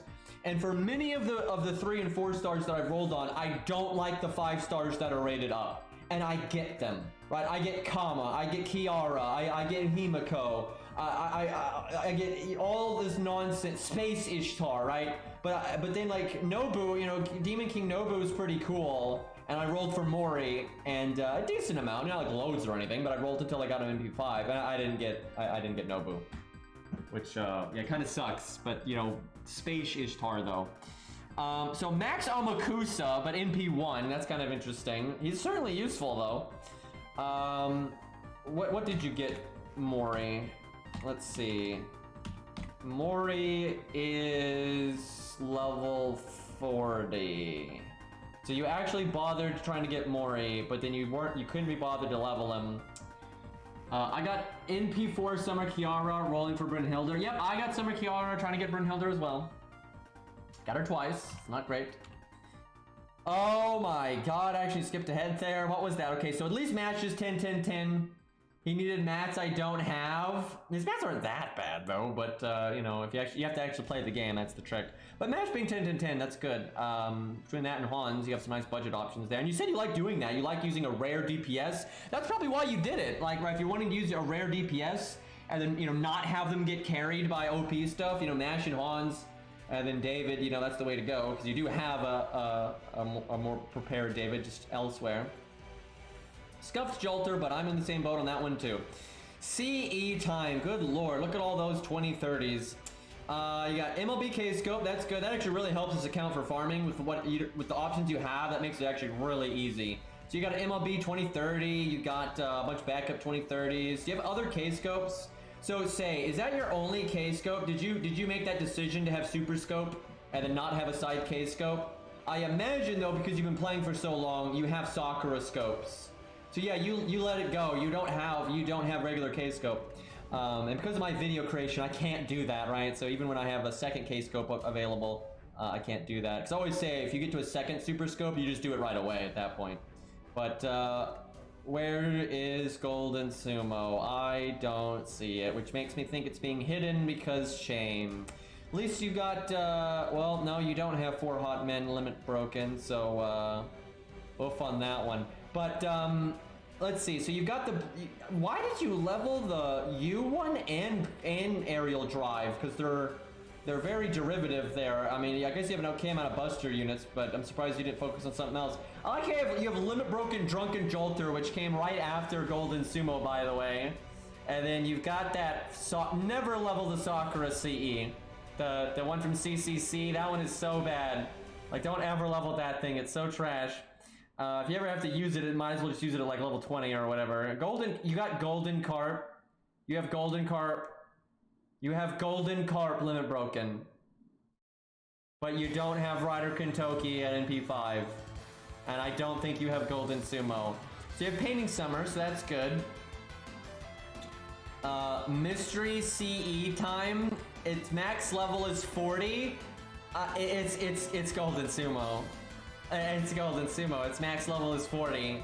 I love what you used to censor that though. That's very creative. It's actually good. I like that a lot. Let's see what we got here. Worthless CEs with cool art. There's no end to CEs like that, by the way. There's so many. Okay, you have 2 Sakura scopes. That's legitimately really good for the situation. Oh, you have 3 Sakura scopes actually. So you're looking pretty good there. Oh god, what was that? But I really like when there's just flavor in these account reviews. You know, everyone has their favorite anniversary CEs, right? So it's nice to see like what people like, you know. Oh my god, what we got here? Mystery CE time. It's Golden Sumo. I can see if that's Golden. Yeah, Golden Sumo Boulder Tournament. There it is. Green yelling at me for not leveling Golden Sumo. Yeah, pretty much. That's pretty accurate. I mean, you've been playing since Christmas 1, right? You had a lot of time to get acquainted with the game. And then you're like, yeah, I don't need this Golden Sumo thing. I got like 2 copies of it, whatever. I don't need Rider Kentucky, Rider Schmintoki, right? I don't need that. Right, like nonsense, utter nonsense.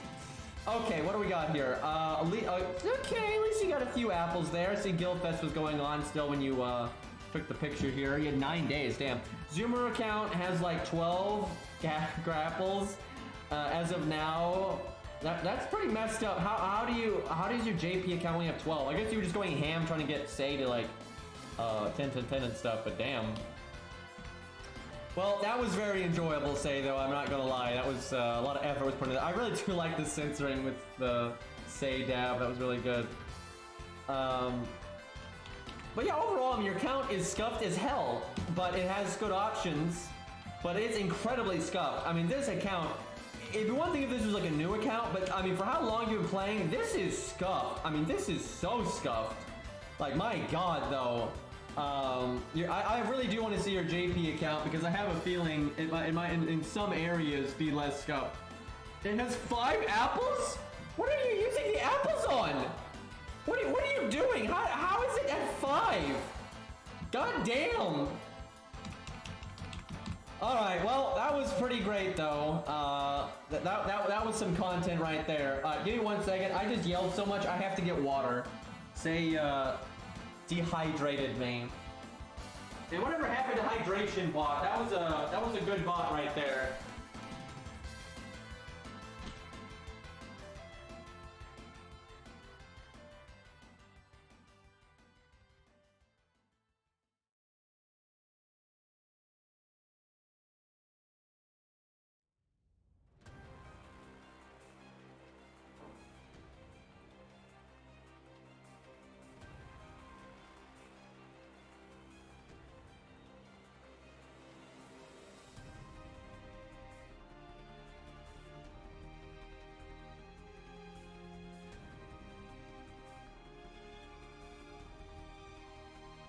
Okay, so Sei one more thing.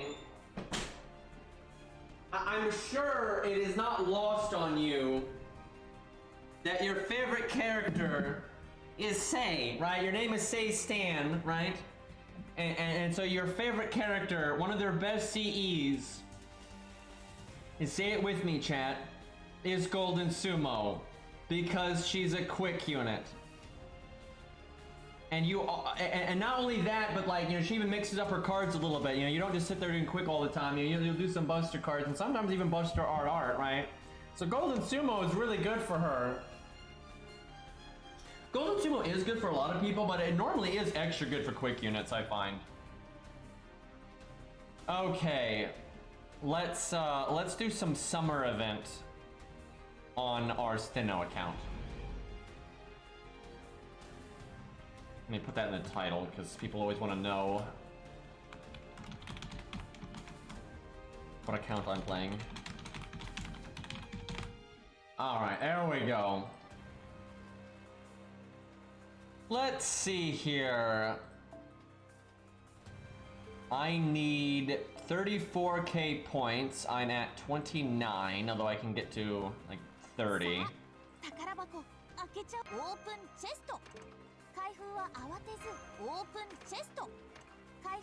Oh, there's a damage CE. This account can get the limit broken damage CE in like no time.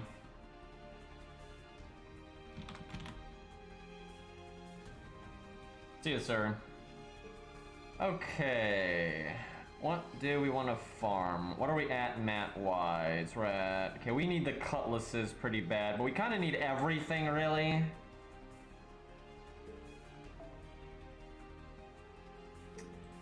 Let's see.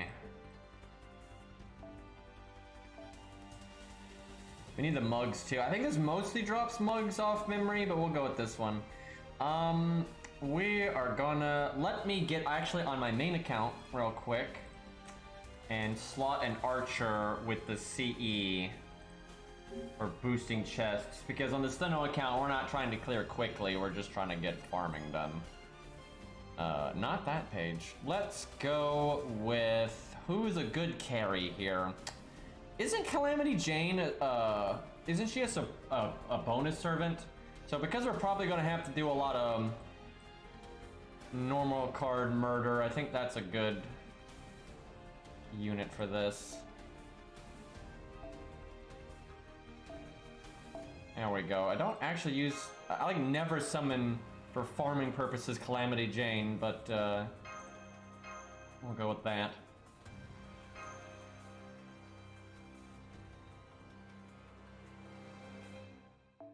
Yeah, I could just use Tesla, because I keep forgetting that my Tesla is finally NP2. I'm so used to my Tesla being NP1, but yeah, he's NP2 now. We could do Tesla. It depends though, because the game, Calamity Jane will be better for getting through the trash mobs because she's a bonus servant. Like for just solo murdering trash mobs, it's really good. But Tesla's awesome though, although his animations are dog shit. Well, I'm lazy and I don't want to have to switch, so I'll use Calamity Jane for now. But yeah, I might try Tesla later if we farm the stage a lot. Oh wait, I don't think I set it to be an event one, because you have to do that now. I really hate this new system.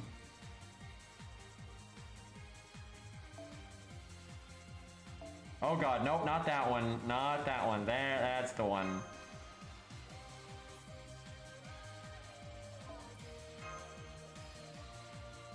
Like, it's really nice changing your support list and then having it not up. Okay, why? I couldn't even tell you now why it's not updating. She wasn't in the all slot, was she? I guess she was. Fuck, why was she in the all slot? God, anyway. Alright, what does this account need bond-wise? George is the main thing. Cheeky theme, by the way. Okay, we'll do that. There's like no battery to be had on this account other than MASH.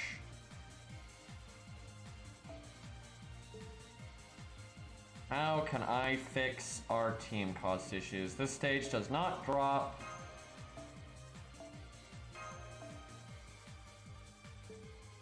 Okay, I guess we do MASH. That's still not enough. Oh god. 89 team cost!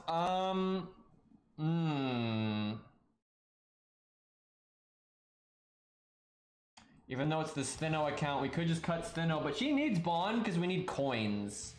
So I really don't want to cut Steno. I could cut David, but that'll slow things down a bit. Well, fuck it.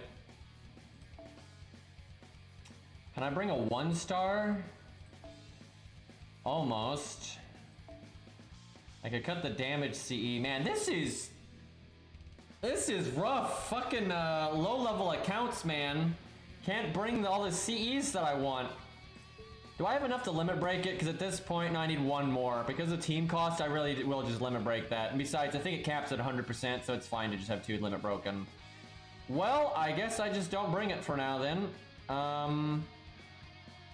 Damn. That's enough. Oh, excuse me, I missed a sub. Where is this? Was I AFK when that happened? I don't see it. I'm scrolling through it. I don't see it. I also cannot say this name in the slightest. M1 Nitri 37. Okay, sure. But if you oh, they did sub. But yeah, okay, I see it now. They subbed for 3 months, 27 minutes ago. Wow, I missed that so hard. The entire segment deserves a sub. Yeah, I'm assuming that was the Sei account review. Excuse me. But thank you for the sub. Thy name that shall not be repeated. Okay. Bang, bang, bang. Why couldn't Calamity Jane be normal? Could have killed there if I'd done a different card order.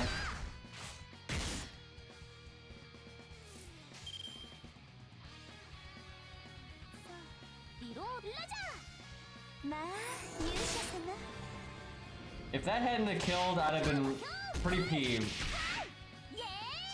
Min Tree. I'll try to remember that. I do not make any guarantees. Your name is definitely memorable in the way it's spelled, but I'll try. Min Tree is obviously easy to say, but yeah, make no promises. But I'll do my best. Yeah, I do think Saber Wars 3 is coming up. There's quite a lot that points to that. Okay, Tesla really would be better here. I might even be able to double NP. And these things that have a high enough stats, they're kind of shredding us, which is not ideal. I'm not gonna play the Sinnoh account too much. I just want to make sure I get a chunk done. So I just remember to play it. I want to make sure this account finishes the event. And we're not that far from finishing it, really.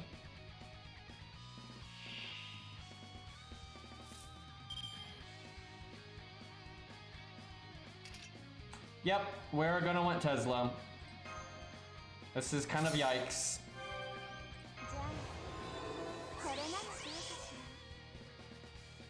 And battery. I'll wait.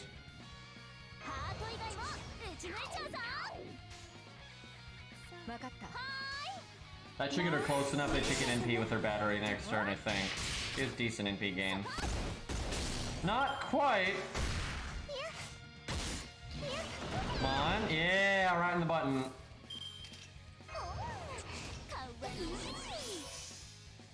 Let's see. Quick chain it is. That means I shouldn't have been attacking the middle one. I'll just overkill the crap out of it. So that was a mistake. Yeah, I'm definitely switching to Tesla. This account is not farming ready, and that's because I haven't leveled anything yet. But I wasn't really planning on leveling anything until after I did this event. And then when we go into Camelot.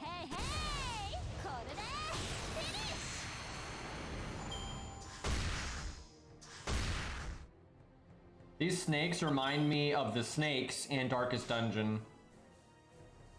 Yes. Any chance she can do the damage here? Watch her crit chance go down for some reason. Okay, nope, that made it better.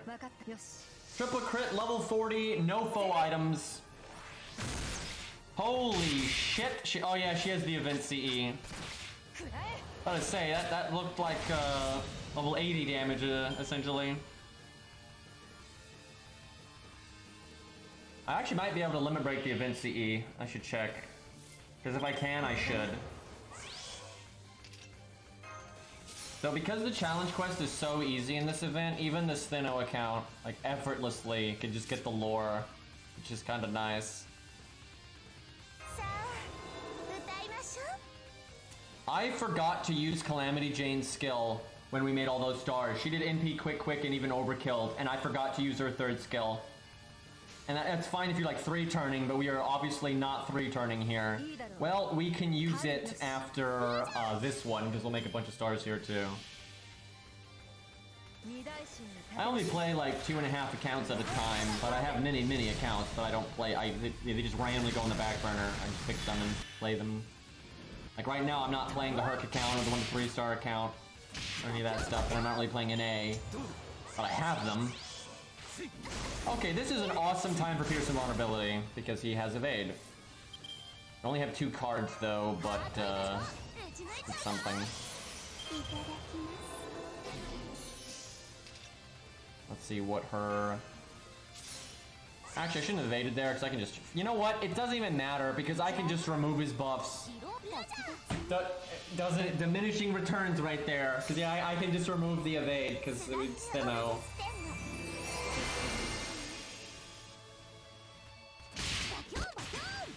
You know, that is really good damage, all things considered.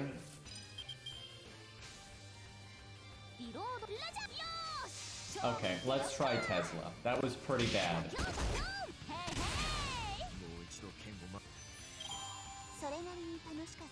The more interesting gameplay than 3-turning, to be honest. I'll take those coins. Oh, hell yeah. I'll take a stage that drops gold gems. Never too soon to farm those. Okay, this is a terrible stage for the sabers, swords, scimitars, whatever they are, but good for the mugs. I'll probably do this stage a little bit more, get enough mugs to not have to worry about it too much, and then go somewhere else for the swords.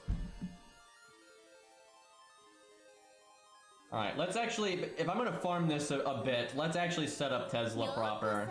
And actually, we're pretty close to unlocking the challenge quest, so I might as well go ahead and set up Ku for soloing it.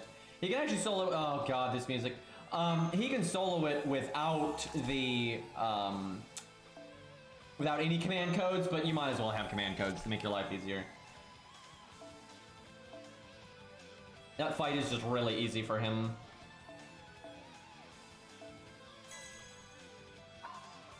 Yeah, I am going to need caster gems on this account because fun, you know, Hans, Qin Gong, right? Those things are really fundamental. His other card just doesn't really matter in this fight. I will say, I'm never going to forget that centipede, but it is a good boss theme. But I'm never, dude, I'm proud though that I beat it without upgrading my weapon or any of that stuff because that fight is so much harder in that context because if you're not leveled up and you haven't upgraded your weapon and stuff, that boss gets harder and harder as it goes, right? And when the boss is low on health, the fight is insane. But normally you take him from low health to death so quickly you don't have to deal with it, where we couldn't kill him that quickly, and so it made it ridiculously hard. And so I was very proud that we beat it, but because when I did it on the next playthrough and I had actually upgraded my weapon, then it was really easy. But fuck that boss, dude. Like 3 hours of fighting that boss nonstop. Alright, we give Tesla some stuff here. Maybe I give him this one just because I'm not doing the challenge quest this second. Hey Mercury, thank you for the 25 months, dude. A lot of resubs today, guys. I appreciate it.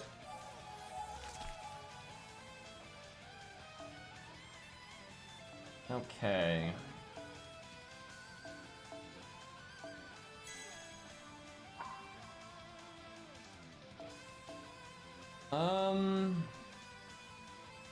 So for farming, you kind of, again, we're not farming with like, we don't even have supports, right? This is like complete shit account.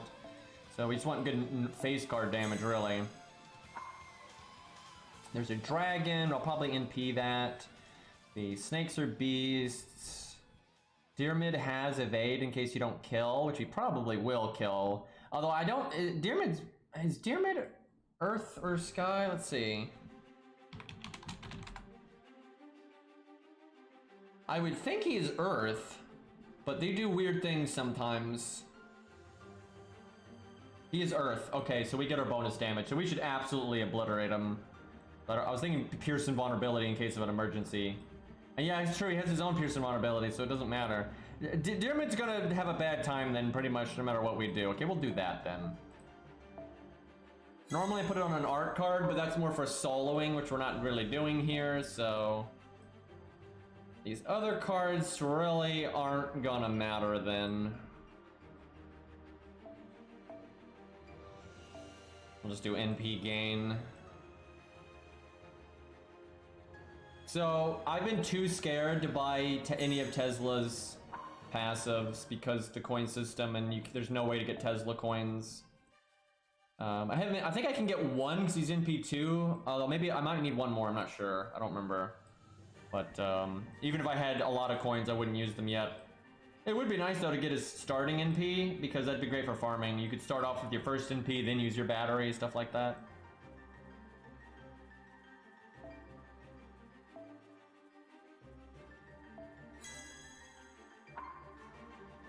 Okay, kind of weird stuff, but it should work for what we're doing.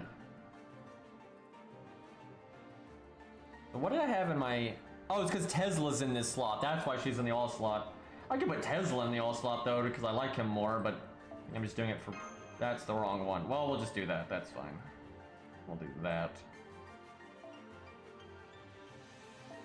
Dude, when I rolled for Ku and Canis, I barely got any of the 5-star CEs. It's wild. I normally get 5-star CEs like they're candy, but I didn't get nothing there.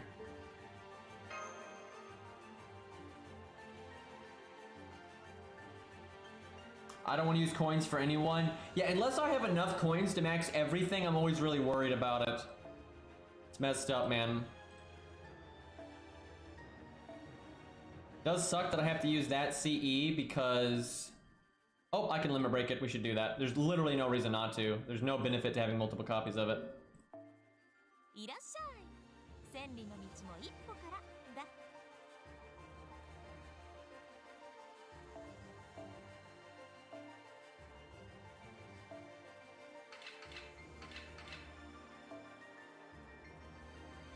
Shame you can't pick Virtua as your free 5-star. It'd help people get her NP2. I know so many people that have her at NP1.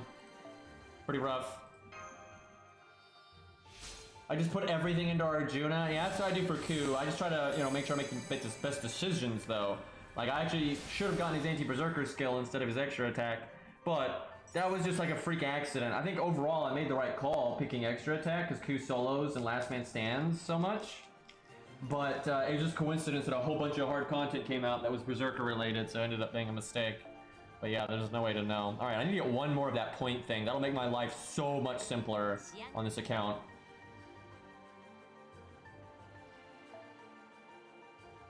Yeah, it's nice that Virtua's CE is actually good on her because they oftentimes don't do it that way. Let me look. Where are we at point-wise? I think at 40k you get the challenge quest, so we only need 10k. We actually need less than that because I have some chests on me right now. So, and yeah, at 40k we'll get the other CE. And then, are there any side things I can buy right now? Oh god, there's loads, and these give you a lot of chests. That's what I should be doing. I can do the farming off stream. I kind of want to do it one more time just to see how Tesla does. I did all that for Tesla, then...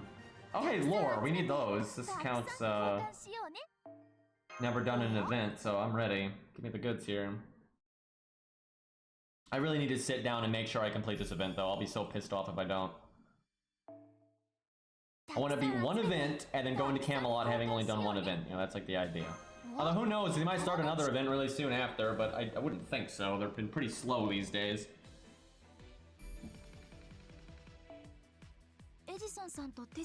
And I'm not planning on playing every event on this account, right? I'm not. It's just you know, it's a backup account, you know, for funsies. All right, let's do the lore one first because we could use a lore. Can Sanson carry us without the event CE? I don't remember what this stage is, but let's find out.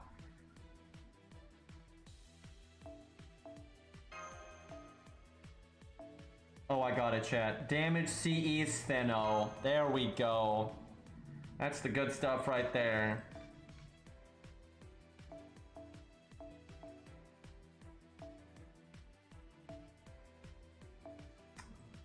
Oh my god. I need to actually level my craft essences. Haven't bothered yet.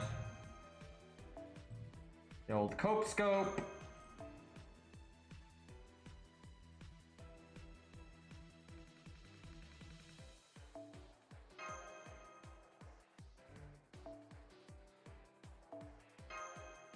Okay.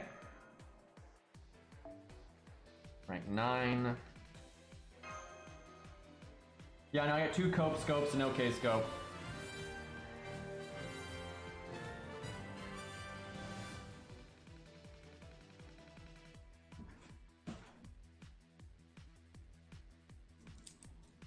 can't wait to get Q to bond 15. Those extra coins.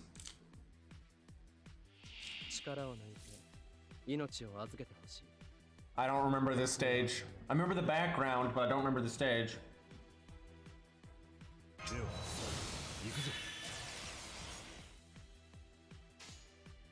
Well, we can do anti-human, although he'll kill one of these without it, so I should save it. Was Sanson a meta pick all along? Although maybe he could have killed one with the anti-human with 2 hits, and then I could have target switched with Steno.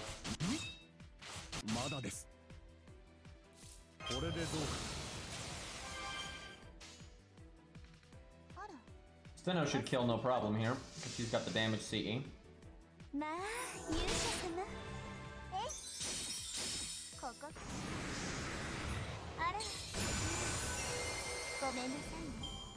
Well, good start. Probably didn't need to taunt here. I could have taunted on the next one.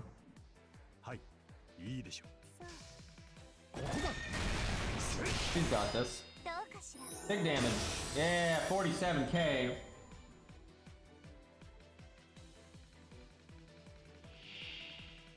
Well, that's not what I wanted to see on an account like this. Only I could charm it. Or if Sanson had his NP right now, that would be nice.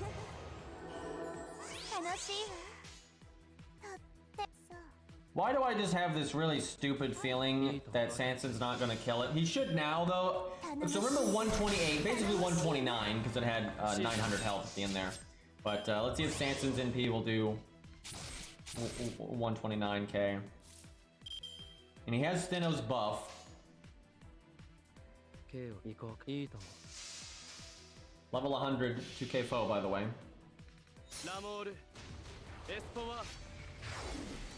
Oh, God.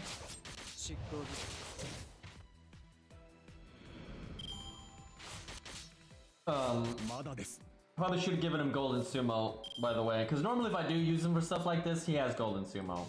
This is actually the first. I have him on my support list with this CE all the time, but I don't normally summon my own Sanson like that. And if I do, I normally give him Golden Sumo. So this is the first time I've actually used Sanson with Drunken Jolter, and it's got a much lower attack stat, so I haven't leveled it as much. And that was awful. Yeah, he's not fully 2k foe, but he's like 1,900. So he's essentially done, so that's quite unfortunate. Now I could do his anti-human damage and probably kill this guy, but I actually don't really want to do that because I could use the NP game.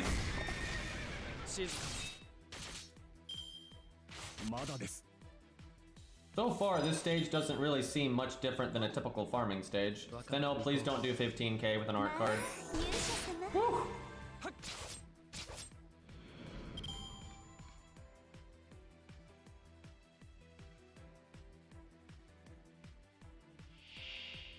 Well, hey, that's evil. Not human, but and it okay, I remember this stage now. 3-hit invulnerability. Oh, but Steno can remove it. Feels good. How about that? Let's see. Steno actually good here.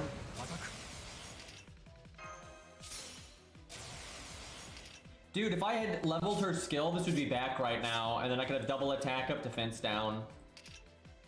That'd be awesome. It'd probably kill. Oh fuck, I don't have his NP though. Well, oops. Don't know why I forgot about that. Well, the good news is we still get the buster damage, and we'll keep the defense down, and we'll remove the invulnerability, which is what matters. Really, the only bad thing is I wasted the attack up.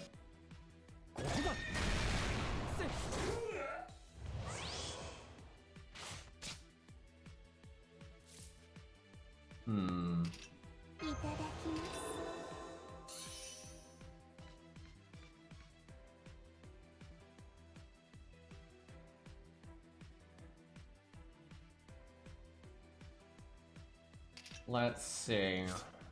I want my NP. I don't think I hit big boy because when I NP him, it should kill him. As long as I get my NP here.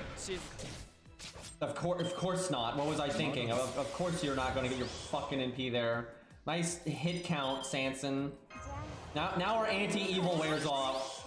Sanson, you're kill. Imagine casting anti-evil at like 89 NP, and then within 3 turns not getting your NP in time.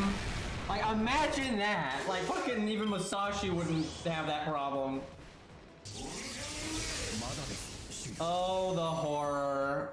Oh, the horror, dude.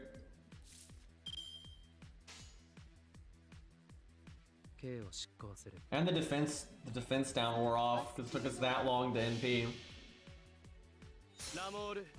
This is not a free quest. That's why he had that, like, the 3-hit invulnerability thing. It's like a little mini gimmick.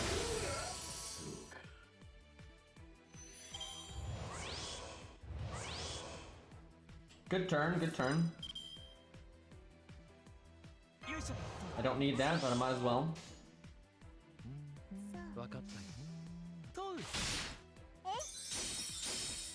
Probably should have done anti-human. They don't have enough health for it to matter, though. That's the problem. Like now, you know, casting it last turn wouldn't matter. The same kill, and then now we're just gonna overkill him anyway, so it's useless. Almost lonely. Almost. If you're lonely, that might have worked if your name wasn't your name, right? I know you're a regular, so of course you know what it is. But if you had been some scrub, you might have got me there. My guard was down. Better luck next time, kiddo.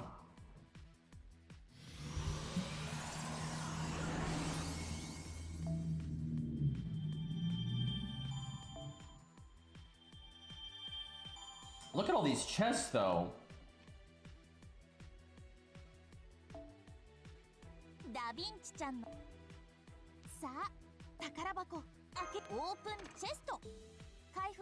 Let's see, what does this get us to?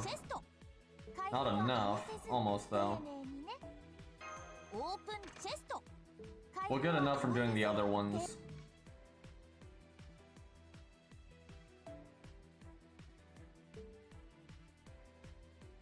Let's see. Actually, some of these don't give chests, it looks like. Oh no, there we go. What about this one? Okay, no, they all do. I'll do this one first, just cause.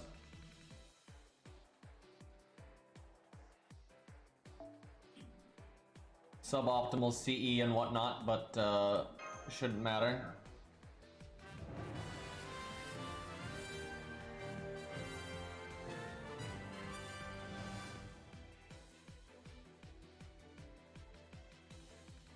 One of my favorite things that's come about from making a YouTube channel and streaming is sharing Armored Core music. I mean, the fact that, like, you know, other people in the community meet each other and add each other on their friends list. You know, lots of people that added Lost and whatnot, and you know, they get to use each other's units during events and everything and challenge quests and whatnot. It's really nice. You know, like a lot of people I'm sure have used like Lost's Luvia or Super Orion, right? And some people out there using Sei's, Super Saiyan Sei and all that.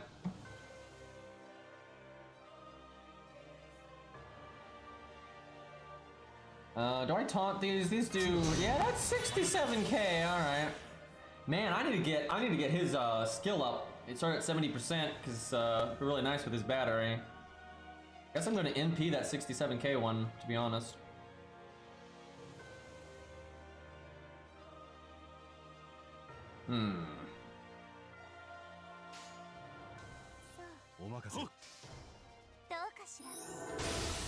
Snakes have Rongo Bongo. Yeah, each one of them just has Rongo Bongo in their mouth.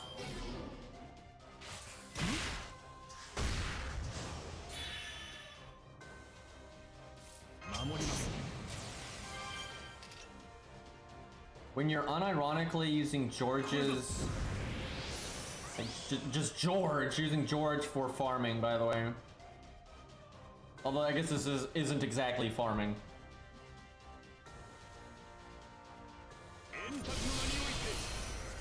Honestly, I can kill that 64k one without my NP.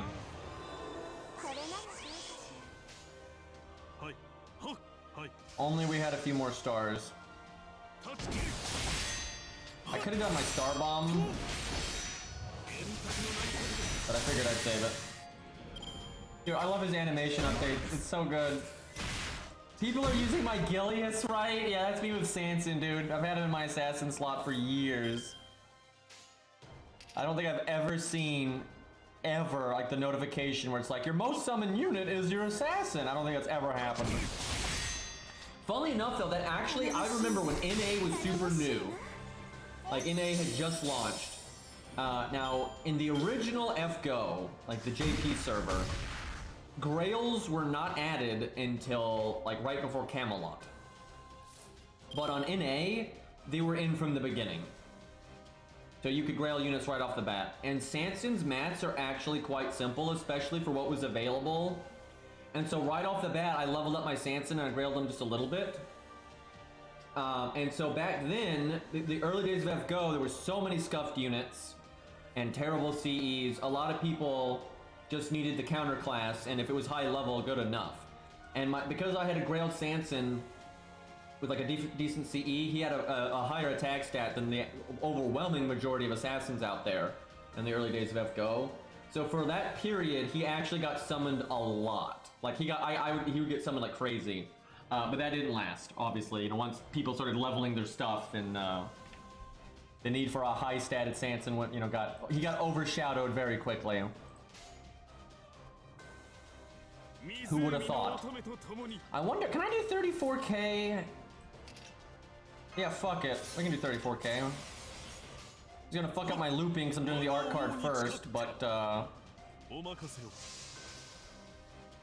fuck you, Lancelot! This is what I get for not using Golden Sumo. We're using Drunken Jolter again. Oh my god.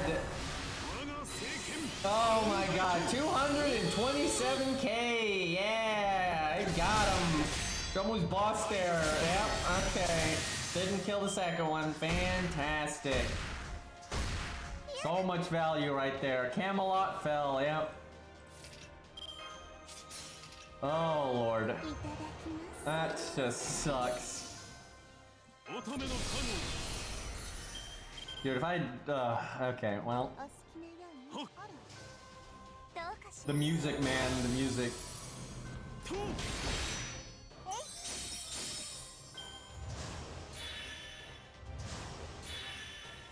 You know, one of these days I need to make one of those thumbnails that's like, you know, amazing looping. Galahad hates the people that know this secret and shit like that. And it's just a Lancelot video. Should I Buster Chain just cause? I might as well.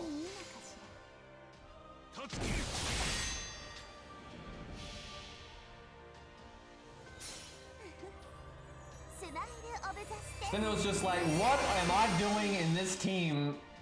None of these things are male, none of them are riders. Double quick down. So much for stars. I would actually like to kill that one because it'll apply double quick down when it attacks, I'm pretty sure. Unfortunately, I don't think that's going to happen. I really wish I had equipped Golden Sumo. I think this stage would be going a lot smoother if I had. Guarded, by the way.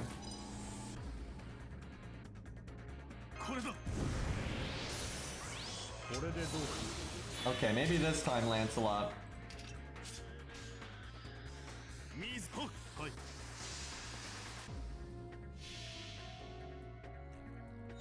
Knights hate this one simple trick to kill any Lancer boss, yeah.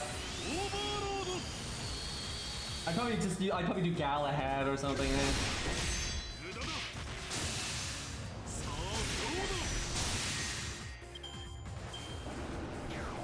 Cool NP though. Oh.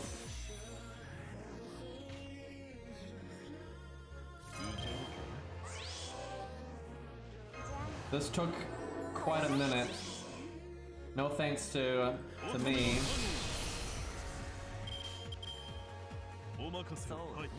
Alright, that ought to do it.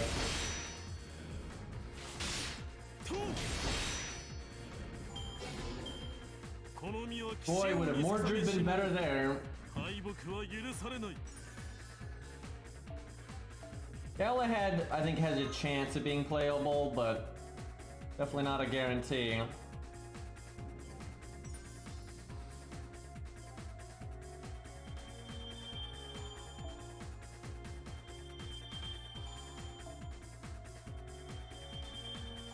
Coins that I don't need. Why are you not? Generic coins would have made the game much better. I'm pretty sure this is just, I mean, I'm telling you, when they announced the coin system, when they said the event thing, this is what I thought it would be, where it would just be only coins for the event servant, or servants at best. I'm hoping they're just getting a lot of bad feedback. I've heard there's been a lot of bad feedback from JP players, so I'm hoping they turn this ship around.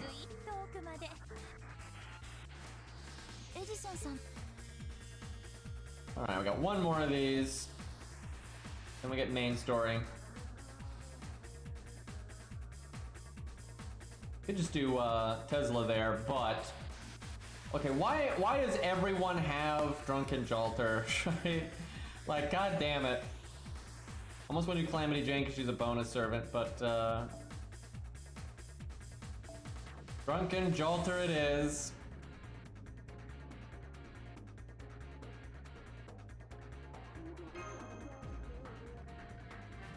Generic coins will be a PvP reward. That is the most cursed thing I've ever heard, dude. Holy shit, that's so cursed. Someone tell that to Cairo, dude. Oh my god, that's so cursed. Like, how to just piss off everyone at the same time. I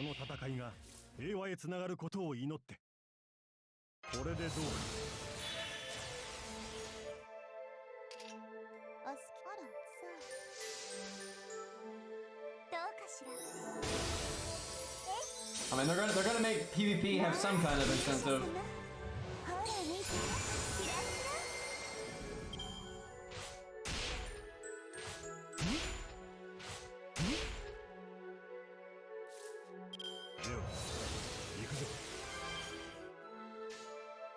Not the best opening hands possible here.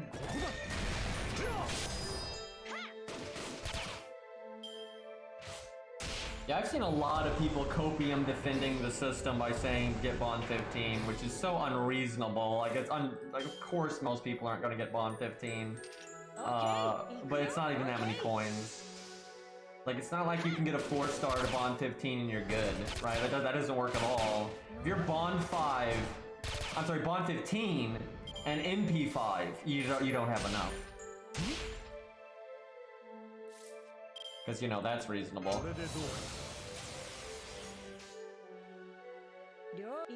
Might as well get Steno's NP.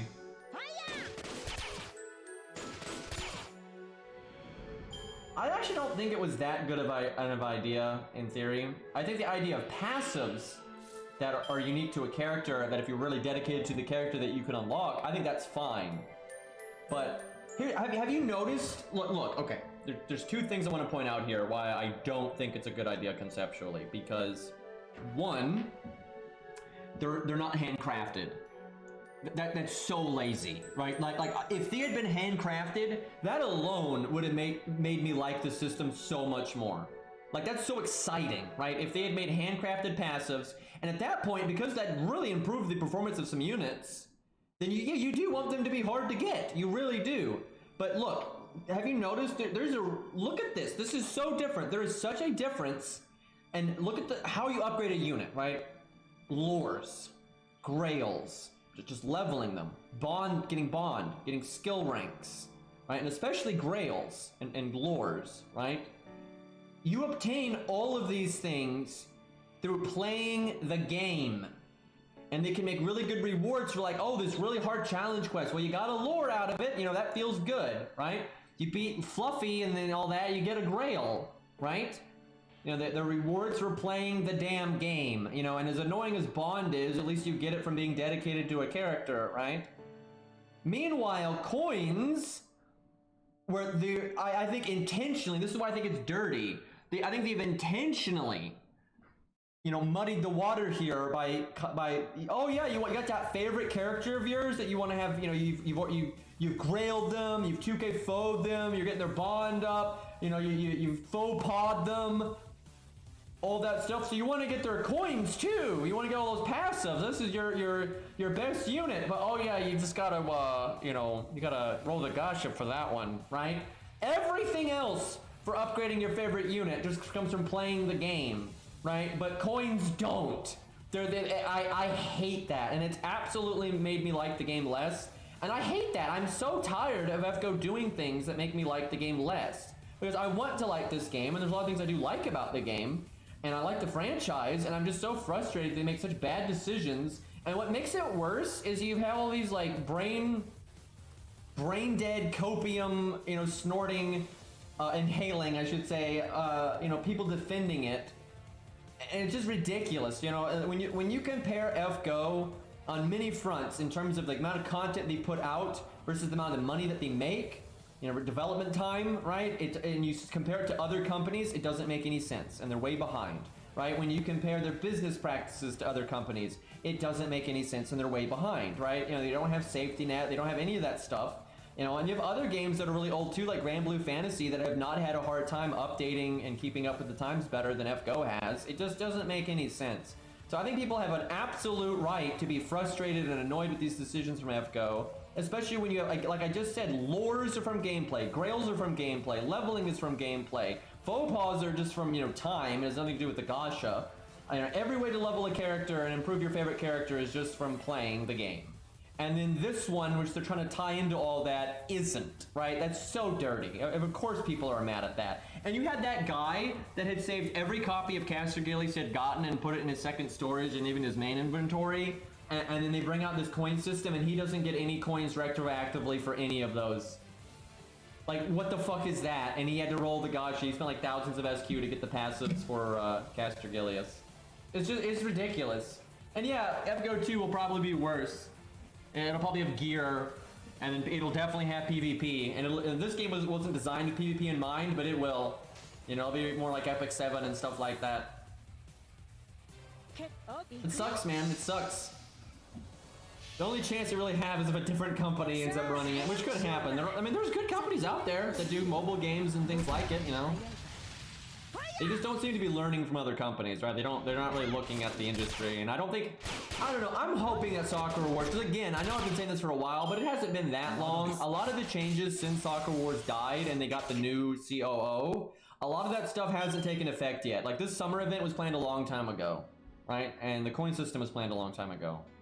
Unfortunately, Aniplex seems like, you know, greedy fucks, and, you know, they have a lot of sway, but you know, there's still a chance that they might have learned that, yeah, Sakura Wars was a greedy cash grab like FGO, and it died because it didn't have an OP IP carrying it. I'm hoping that tells them, oh, I see, we're making money because of the IP, we're not making money because of our business model. I'm really hoping they realize that, and they're like, whoa, hey, what would happen if we combined these business models that make a lot of money with weak IPs, and we combine that with our strong IP? Oh man, then we can make even more money. I'm really hoping they figure that one out.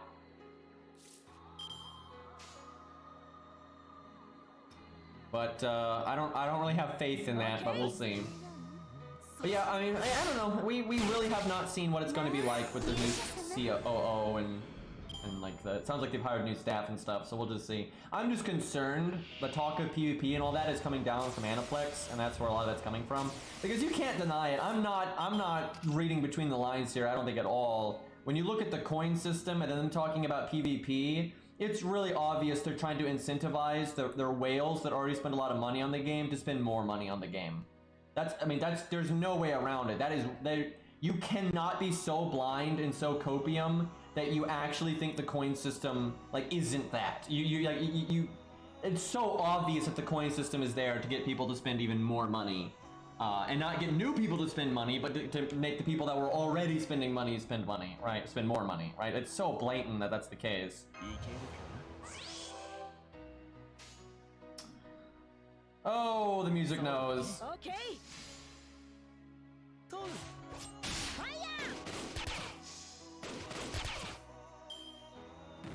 I've never really spent money on FGO to begin with, but I've always wanted to. I've liked FGO. I've gotten a lot out of FGO. I've met a lot of people through FGO. You know, I want to support the game, and so I've always been rooting for them to monetize it in a way that I can support it and not feel like a scumbag, right? And or not even feel like a scumbag, but feel like I'm getting ripped off. That's the way of putting it. You know, I don't like being ripped off. I don't like gambling. I don't want to be like, yeah, okay, I spent X amount of money and I got nothing. Right? I don't want to feel that way. So I normally just don't spend money on games like this unless they have a safety net or something like that. So even though I like FGO, you know, a lot more than a lot of the other games, I don't spend any money on it. But I've always been like, oh, maybe they'll add a thing where I can subscribe to the game, spend $5 a month, you know, and I can support the game that way, right? Or they'll add skins and like, oh, they'll add, you know, Spartacus in a suit and I can spend, you know, some money on that. But they never do, right? They never give me a way to support the game. They just want me to gamble. You know, there's like gamble more, gamble even more, go for NP10, right? Like, fuck that. I have no interest in doing that for my own sake and for the game's sake. I don't want to do that. So no, could you like land a debuff? I know I haven't leveled your skills, and you know that makes it harder to land the debuffs, but damn. Okay,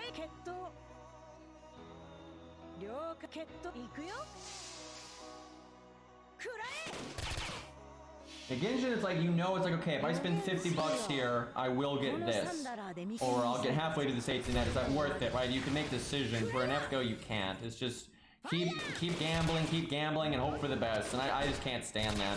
And it sucks, I really do like the game. And you see Genshin over there making money hand over fist, and you know, FGO is like, we don't need a safety net. You know, a lot of players are too stupid to realize that Genshin makes way more money than is shown in the app's earning reports, because most of their money doesn't come from mobile purchases. Most of their money comes from the PC version and PayPal and stuff like that. Legitimately, a lot of players are too stupid to realize that, and they legitimately think Genshin is not making a lot of money right now, which is just insanity. But I'm worried that the developers of FGO think that. Like, they haven't actually thought, oh wait, they're, you know, because the thing is, most Japanese developers don't monetize their games on PC, and they don't allow you to make purchases through PayPal and stuff. They don't do that. So I'm not sure they're even thinking about it. It's like, oh yeah, they're over there doing this PayPal PC stuff. I really doubt that they've, because almost no Japanese developed games are like that. So yeah, I actually think FGO might think, oh yeah, we're totally blowing Genshin out of the water. We don't have to change it all.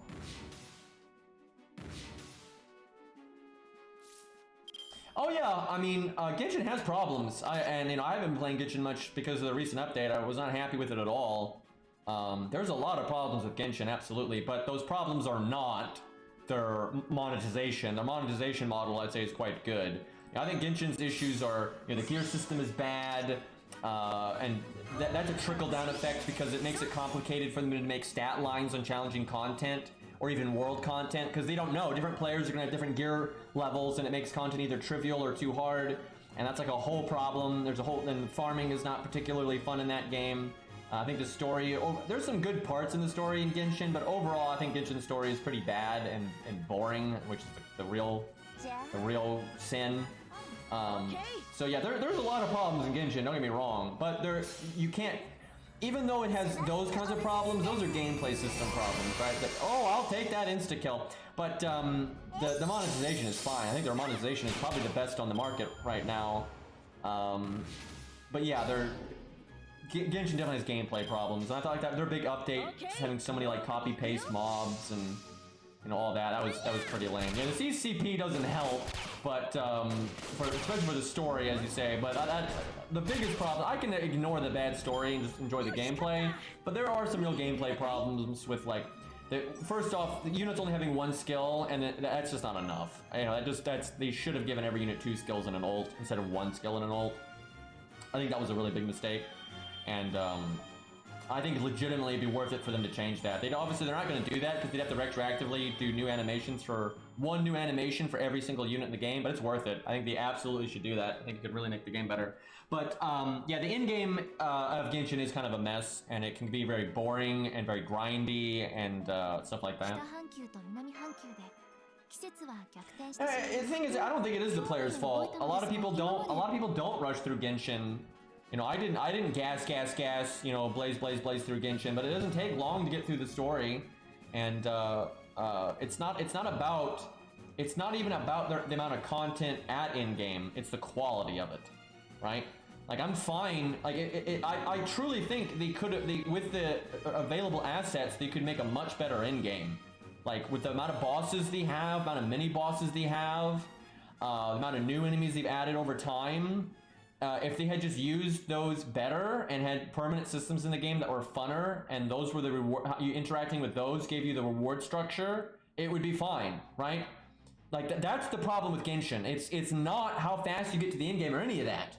It's the fact that, you know, a lot of what you do at in game is really easy stages that are brain dead and you don't care about it at all. And then you have the Abyss mode, which is a giant stat check, and a lot of the hardest content and events, you know, really reward, you know, having shield characters and just being a stat check. And that's it. And sure, playing better makes it less of a stat check, but it's still a stat check.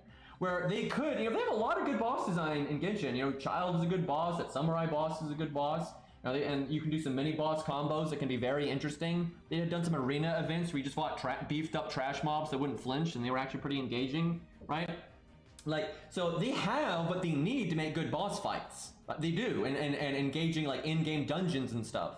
But their reward structure is just bad, right? They needed better systems, better things to like goals to work towards that gave you a reason to do dungeons. Maybe have some repeatable dungeons that have some like, you know, moving around and some, you know, maybe mild platforming and some just fighting different mini boss combos and full-on boss combos. You know, like, oh, there's archers shooting at you while you fight, you know, a run seeker or whatever.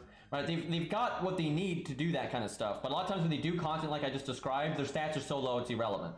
And then the rewards don't matter. Right? The only rewards that matter are farming domains, which is super boring, and then Abyss, which is a giant stat check. That's it. Right? That's dumb, right? They literally, you could make a very good, if you look at a lot of MMOs and stuff, and what kind of reward structures they have and reasons to get you to do dungeons and to fight different world bosses and stuff like that, you know, some of that stuff I think would work a lot better for Genshin than what they did, right? The whole gear grind forever, and then you need that gear to do anything relevant at the end game, that doesn't work. It doesn't work. I mean, it's boring, it's repetitive, and it's a waste. They have a lot of interesting, you know, enemies to interact with, and no reason to interact with them, right? And no arenas that those enemies have proper stats to deal with and stuff. It's a real shame, and it's sad because you could fix it by just math. You can literally fix a lot of Genshin's problems with math, and then setting up like you know, dungeons and stuff with the right math, and then different rewards with you know, enemy types that they're just wasting. But Genshin's fixable. I'm gonna keep my eye on it, and I'm rooting for them because they do have a good business model. And there's a lot of aspects in the game that I do like. You know, like Baido against bosses is always a very fun experience for me and things like that. But they've had some problems. I haven't played Punishing Raven a lot because of just time, but it's fun. I've enjoyed it. It's a simpler game, I would say, for the most part. It'd be hard to make that your main game, in my opinion. But it is fun. I definitely enjoy it, and it's got some good boss fights too. Absolutely. Yeah, I don't really have any complaints about Punishing Gray Raven, really. It's just, it's not the biggest game, you know, ever conceived or anything. But, the game I'm really liking as a side game is Arknights. Now that I have, like, units that I like to play, you know, with the Rainbow Six people and the Low Stars, there's just so much good gameplay in Arknights. I can literally boot it up, go to like chapter 4, click challenge mode, and do a random stage. And even if I've already figured it out in the past, just don't use my auto farm, and figuring it out again is super fun, right? And that's true for even some of the farming nodes, for God's sakes. Like how you get chips, God. Like figuring out how to beat those chip stages sometimes is a nightmare. Yeah, I really like Arknights. It's a real video game. It's a real like tower defense video game, but I don't even normally like tower defense video games. They made it in a way that I really like. What, Tales of Arise? Yeah, I love Tales of Arise. Loving that game. I'm going really slow in it because I'm only playing it on stream, aside from doing a few side quests off stream. So I'm playing it really slowly, but yeah, I'm really liking it. The only issue I have with Tales of Arise is it just needs more trash mob variety. And also their boss design could be better. I will say that. It's okay, but like it's a real mistake. And this doesn't run Tales of Arise for me. The combos are still fun. You know, seeing the new areas is still fun. I'm enjoying my time with it, but I can tell that they're not good at making action combat bosses. That's what they're trying to make, and they're not really good at it yet. And I'm so looking forward to see if they learn, right? That's a huge sign of a good developer, is making mistakes and then learning. So when they make the next Tales of game, or Tales of Arise 2 or whatever, I really want to see if they improve their boss design, because their boss design is not the best. Some of them are good, but a lot of them it's just like such arbitrary timings on their attacks, and you kind of need to bait out a specific attack to counter attack and stuff. And it's just, it could be better, right? Where a lot of the attacks like, oh, I'm winding up my attack, then it instantly comes out with no tell, right? So there's no reaction. It's just, it feels like a Metroidvania game or a Castlevania game where you just have to memorize the pattern and memorize the timing, and opposed to like having a degree of, because like for example, Dark Souls. I think Dark Souls has a lot of really good game design that I think a lot of people don't realize, because obviously it's rewarding in a Dark Souls game to memorize what the enemies are doing, right? That will make a boss easier. Say, oh, that one move, I need to look out for it. But there's Dark Souls, this is a very easy thing to miss, but a lot of Dark Souls games do a very good job of having subtle tells and telegraphs on enemies that intuitively give you a decent idea of what they're doing. And then there might be a bit more to it than that. Maybe you get a little tricky stuff and things like that. But most bosses in Souls games, it doesn't feel cheap if they're like, oh, I'm winding up my attack, and oh, bam, I just got hit in the face. Like, you have a reasonable, reaction to like the way the bosses are moving and how much time it takes for their sword to go from powering up to actually swing towards your face, right? Like in Tales of, it's a lot of them winding up and then it instantly hitting your face with, basically no swing time and nothing, and it doesn't really matter if you swung to the left or swung to the right, with a few exceptions.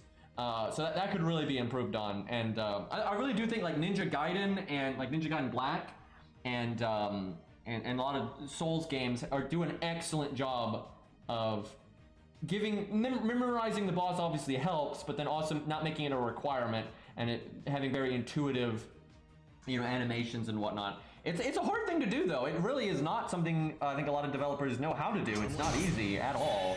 It takes a lot of experience, really, because I mean, FromSoft's been making games for a long ass time.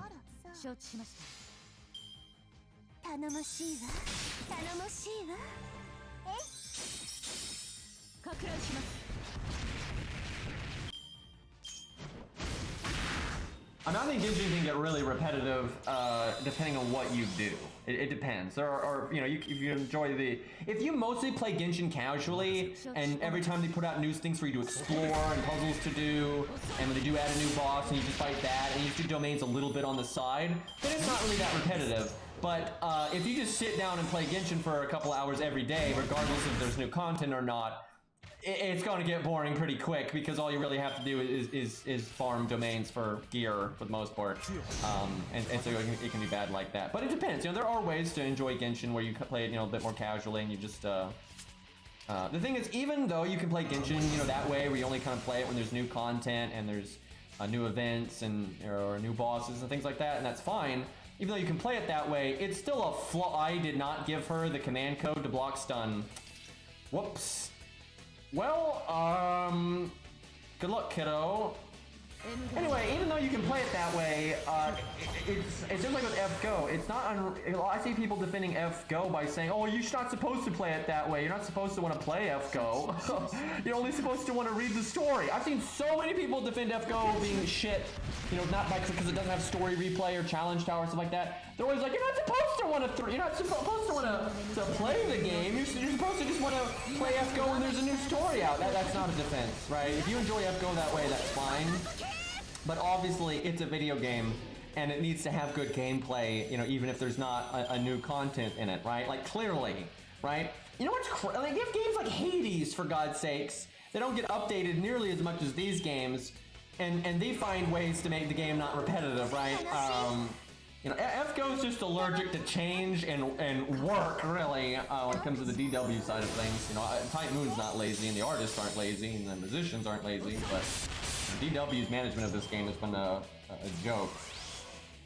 But yeah, same thing for Genshin though. It's like, just because you can play the game and focus on the new continent or the new events and stuff, and they still need to make sure their day-to-day gameplay is better. And like I said, it's not even hard for them to do so. A lot of it comes down to their reward structure being pretty borked, where you know, like the way to do gearing and what you're incentivized to do to get gear. You know, they have the enemies, they have the enemy variety now, and the boss variety now, that they could get you pretty consistently fighting different things and different combos that are, you know, that medium difficulty that will kind of give you a brain tease and, you know, but not be so hard that you're having to, like, sweat, you know, and it's fine to have some content that's like the super hard content that's supposed to, okay, it's focus time, right? And then have, like, a lot more medium difficulty content. And that's easy for Genshin to do, they just fucked it up. But they might fix it. I'm interested to see what Genshin does as time goes on. But I was very disappointed with the new zone. I was just the way everything, like the way they did it, and how much reused content there was, and you know, they had all these new, like, it was obvious. Like I can tell because a lot of people blew through the base content in Genshin really fast, and they complained there wasn't anything to do. And to be fair, Genshin's a free game, and like what it gives you for free really is something. If you want to just go play an open world exploration game and go have fun with some random open world puzzles and just look around and stuff, great game. You can play it for free, use the free characters, big world to explore, just play it until you're done, and that's that. Great value, incredible. But anyway, so a lot of people blew through, you know, the base content of Genshin, and they complained there wasn't enough to do at the end of the game. And then their response to that, instead of making better repeatable content at the end, because that's the thing, you don't need a lot of content at the end, you just need it to be spread out properly in a way that, you know, gets, again, to use the bosses you already have and the enemy types you already have in an interesting way. But they don't do that. Anyway, but so what they tried to do with the new update was arbitrarily slow you down. I mean, it's just obvious. Almost everything about the new zone, was it Izayami or whatever, it's so many things on so many levels in that update for Genshin are designed to slow you down, so it's harder to complete everything that's there. They didn't add more of it, they didn't add more content, and they didn't add better content, and they didn't like, oh hey, we made domains more interesting. They didn't do that, right? They just did a lot of time-wasting nonsense with not just the exploration and the layout, but with the story and the way it's formatted. It's just obvious that their reaction to the feedback is, oh, we need to find ways to waste people's time, and I don't respect that design in the slightest. I hate that design, right? I think that's terrible, and that really is what turned me off of Genshin, is just instead of them improving the game and improving their design. Again, I'm not expecting them to add enemy types at a faster rate, or add new bosses at a faster rate.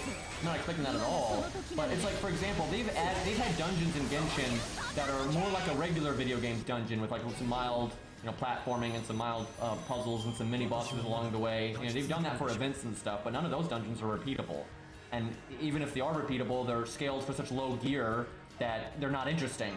And then there's no rewards for doing them, so you're going to go do a domain instead, right? There's so much wasted potential in Genshin like that, where they don't have to do more work, right? They don't have to do more work. They just need to use the work that they've done better, right? And it's just disappointing to me that they keep fucking that up so hard.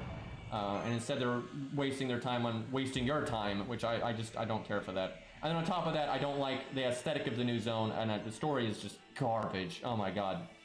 And I've seen so many people accusing me of only playing like the first hour of the new Genshin update and judging it off that, when I've said every stream, ever since that initial Genshin stream, I've said every single stream after it, and on my Discord over and over again, I have played Genshin a bunch after that off stream. And what I did off stream is actually what got me to stop playing, because it's just awful. It's like there's just so many reused enemies, and there's a big thing is like the way they do the story. They waste so much of your time. And did anyone else notice this? This is not a coincidence. Did anyone else notice when they did that update? Not only does the story make you run around and do a lot of nothing and listen to NPCs talk about nothing over and over again, they literally made it so you cannot skip the story as quickly. Did anyone else notice that? They literally did that. They changed the way you can skip through dialogue so it takes longer. And it really adds up with how long the story is. And like between that and just how much filler there is in the story, and it's just obvious that they did that to try to make it, to arbitrarily elongate the content to buy themselves more time, right? Like I don't respect that in the slightest, and especially when they already have better ways of addressing these issues, right? So that change really just turned me off. And but like I said, I haven't quit. I'll keep an eye on it, but at least they still have a better monetization model. I mean, hell, here's one area you cannot deny that Genshin is beating the piss out of FGO. Genshin has an account system. If my computer explodes and I need to go play on a new computer, it's no problem. It's not a big deal, right? Just download the game again, right? If I want to play on my phone and my PC, not a problem, right? A normal ass account system, right? And normal ass security systems built around it. Where meanwhile, FGO, you don't even have an account system, and then their security around it is like the worst thing ever, and people can steal your account, by just watching your stream a lot and shit like that. It is ridiculous. And they have a safety net, so yeah. In terms of business and UI and all that stuff, Genshin beats FGO in basically every department. And honestly though, a lot of mistakes Genshin makes, I think FGO makes too.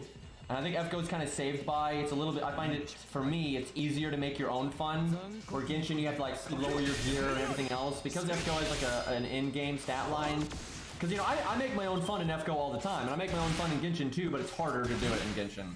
But making my own fun is what allows me to enjoy FGO when we don't have new challenge quests or a challenge tower or story replay. That's what keeps the game alive for me, is making my own fun.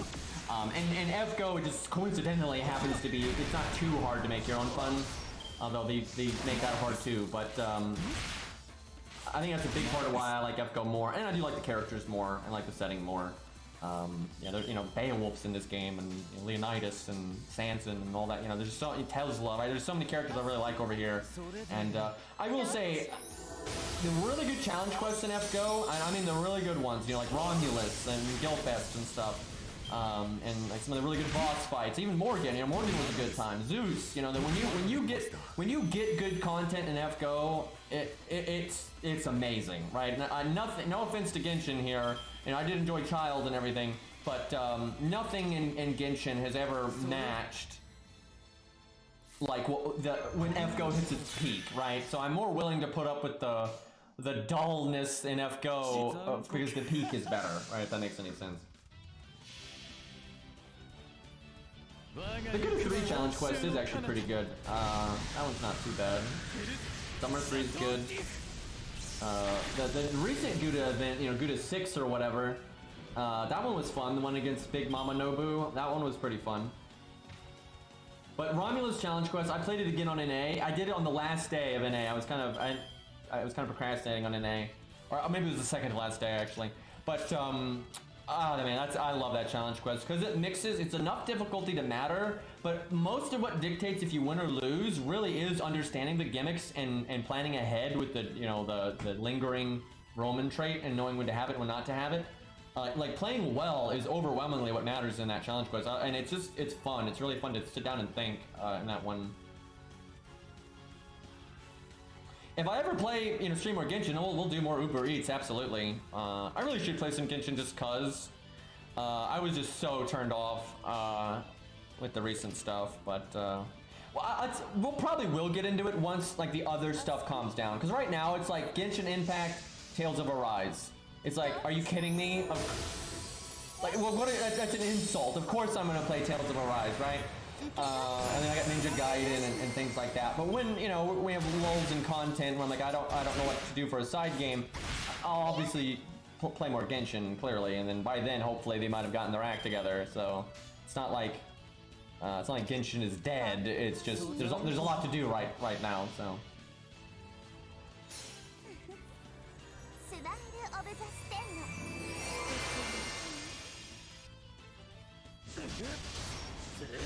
What really disappoints me about FGO is they just have such good boss fights, right? I mean Zeus and Morgan and all that, Fluffy, all those challenge quests, they're so good and there's so much fun to be had, and there's so many different ways to approach it, especially if you want to use different units or handicap yourself, or then just say what happens if I don't handicap myself, right? But they're not replayable, and that just kills me. The only replayable boss, the first replayable boss in all of FGO is Kiara. Like, are you kidding me? It's not even a hard boss, but if you do the super version, it's really slow and boring and it's repetitive. Like, out of all the bosses to make the one repeatable boss in FGO, you picked Kiara. And in truth, I don't think any single boss fight in FGO is good enough on its own to be the one replayable boss. You want variety, right? You're like, okay, this boss fight's a burst fight, so we use this stuff. This is a longevity fight, but hey, maybe you can break it and do it in a burst way anyway, right? You want the variety. You want a lot of bosses to be replayable. You don't just want one. And especially not Kiara, because it's just really not that good.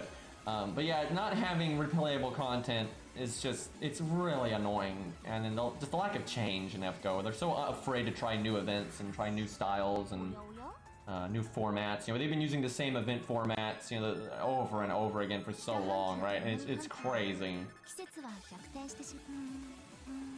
The Kama fight's better. I'd say the Kama fight's definitely better than Kiara, because one, minimum Kama is still a pretty interesting boss fight. And then the more muscly your account is, the more reasonable it is to take the meter up. And it's not like you have multiple meters. It's not like, you know, it's not minimum or maximum, right? You have many things along the way with the gauge. So you can make a fight that's reasonable for whatever your account strength is, or even whatever units you're willing to use, because you might have powerful units but not want to use them, or you might want to use them and you want the harder fight, right? So you want a solo or whatever, right? So the Kama's final fight in the maze event is pretty good.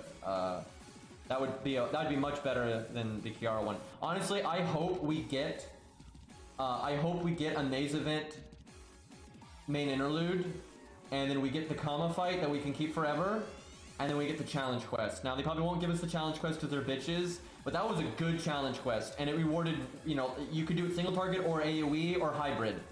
You could do stall or gas, and it's hard. The maze event challenge quest is fucking hard. It's not an easy one. And there's just a lot of different ways to approach it, and you can use many different styles of unit.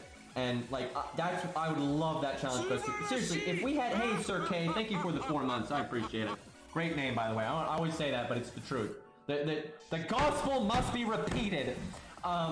Anyway, if we could have like the Romulus challenge quest, we could do it whenever we wanted. We had the Maze event challenge quest, we could do whatever we wanted. The Kama fight, Summer 3, Bull of Heaven, right? Zeus, Fluffy. I mean, oh my god, dude, if we had those, we could just do all these boss fights whenever we wanted. Oh my god, I mean, I'd be fighting a boss right now.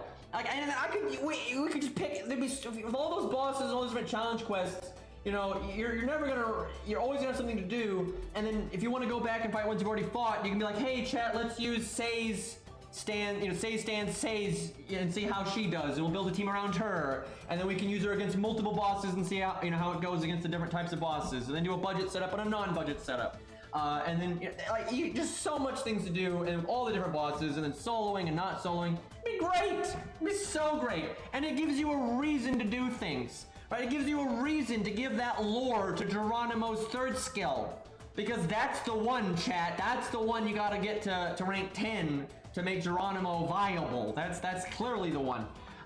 You know, you have incentive to use those coins and show off that bonus damage against Berserker or whatever, right? Like, it's so frustrating that they have so much good content and they just don't let you replay it because they don't know how to make a fucking UI, right? Like, of all the reasons, that's why. Oh my god. Okay, let's get this main story done, because I think we're about to unlock the challenge quest, actually. Once I get done with this chunk of main story and I do the side stories, I think I'll have 40k, then we can get the challenge quest. Probably do that tomorrow because I've been rambling like a motherfucker today, but an entire stream of nothing but, you know, I don't know if we do an entire stream, but we would definitely do some Angra, and it would be interesting to see like maximum Angra, you know, 120 with a CE giving him bonus health at NP5. Just how much true damage can we get? Because challenge quests actually make it easier to set that up, because you really need an AoE NP that can one-shot him to reliably be able to, you know, really show off that max damage, and then have a team that can protect him until then. And I really do want to see Angra with, you know, all the, like, how much true damage can you get? And we could do that against, like, Gozen in CCC, right? Because she's got that shield, the damage resist shield, she takes, like, no damage, but true damage works. And then she's AoE, so it's like, can we get damage high enough to blow her up when you're not even supposed, because you're not even supposed to kill her in those fights, you're not supposed to break a health bar. But it is possible. Thank you, Super Orion, by the way. Yes. Yeah, I remember when Angra did more than Medea. I remember that. What a joke. Weird that they're stunned on the first turn, but that's it, so it doesn't have that big of an impact. My lord, though.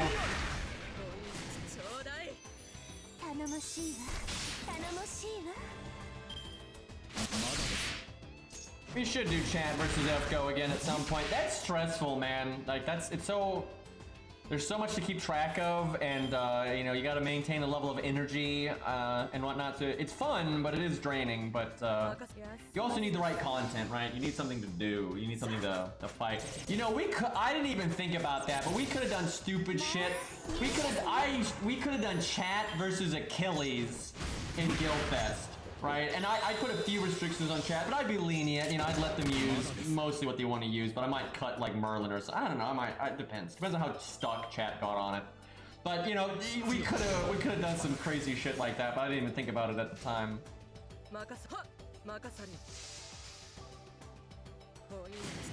I know chat would have summoned God Juna or Ku Alter. Don't lie to me, chat. If I let you, when we let chat vote, right? Because for those who don't know, I'll turn it on real quick. I think I've got it set up where I can turn it on so I can show it. Hold on, I haven't done this in a while. So there's chat versus FGO. Okay, I think it's on. So if you click your screen, oh wait, hold on, I gotta reset it. Okay, now it's on, I think. I think you can click your screens now and it'll show up. But yeah, you know, depending on where people click, you can vote on things. Yep, there it is. There we go. So yeah, you can vote on things, right? And so back to what I was saying. Don't lie to me, chat. If we were doing the Achilles Challenge quest and we were on the support screen, y'all would be slamming that Berserker button. I know there's no world where you all will not be slamming that Berserker button. And if you didn't see the limit broken damage CE on like Hijikata, Ku Alter, or God Juna, you're clicking the refresh button. There's no world that's not what would happen. I like how everyone's clicking Steno's face for some fucking reason. But yeah, I'm quite convinced that that would happen. 100% God Juna indeed. There's not much of a way to make it fast. The only way I could make it faster is if I try to be more intuitive and just guess what I think is like, okay, this has gotten the votes, let's go for it, right? You know, I could kind of cut some of the things that are obvious plays I could do, and things like that. But due to the UI of FGO and just the nature of the kind of turn-based game it is and the different decisions you have at different stages, it's hard for it not to be slow. It's very hard for it not to be slow. And that's why it needs to be content worthwhile. Like, if you want to sit, like we were fighting Kama, if Kama boss fight, you want to sit down and fight that boss, right? It's hard to do it if it's not worthwhile, right? If that makes any sense. How well does Pence do in the Achilles Challenge quest? She does fine if you don't have a divine... She's actually really good if you don't have a divine DPS. Like a main divine DPS that's going to go the whole way, and because you only need to be divine for the first health bar. So Pence can immediately destroy the first health bar, like turn 1 if you've got like support to give her MP battery and stuff. She can just, I mean, even with normal cards, she can yeet the first health bar because she gets massive bonus damage against him, and she has divinity, and so she can just take out the first health bar, it's over, right? Even without an event CE, she can do it. But then she's useless at that point because he won't ever taunt her, and it'll fuck up the gimmick. So then you have to cycle her, and so she deletes the first health bar, then she's done. And that can be good if you don't have a proper. If you don't, why am I evading? I could just. Oh no, I can't charm. He's got taunt up. But yeah, if you need to use your main DPS, someone that doesn't have divinity, but you happen to have Penth, she can like open the path for you, if you will.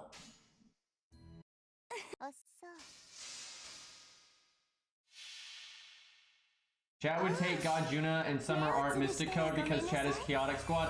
I am actually shocked how I could not believe we had not done. I mean, I was shocked, right? We had not done chat versus FGO in a long time, and I thought a lot of chat would have forgotten about, you know, chat's champion, the Hawaiian shirt Mystic Code.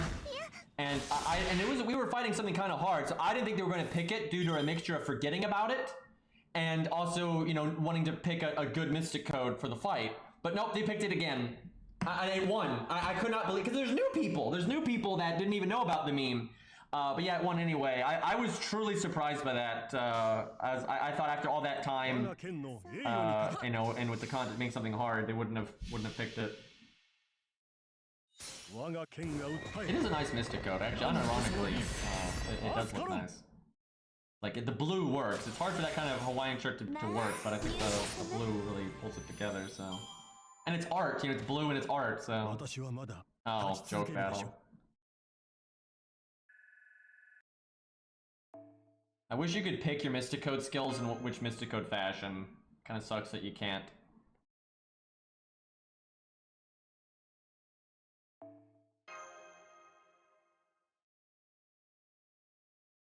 Really weird that you can't, because unlike craft essences, it'd still be really easy to tell what Mystic Code someone's using, right? Like in a video, and based on the skills. And let's be honest, there's only 4 Mystic Codes. Like, there's only 4 Mystic Codes that anyone ever uses in meta content.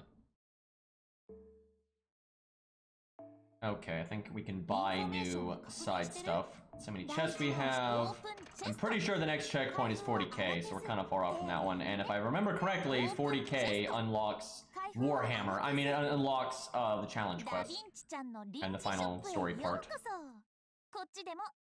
No, I can't buy side stuff yet.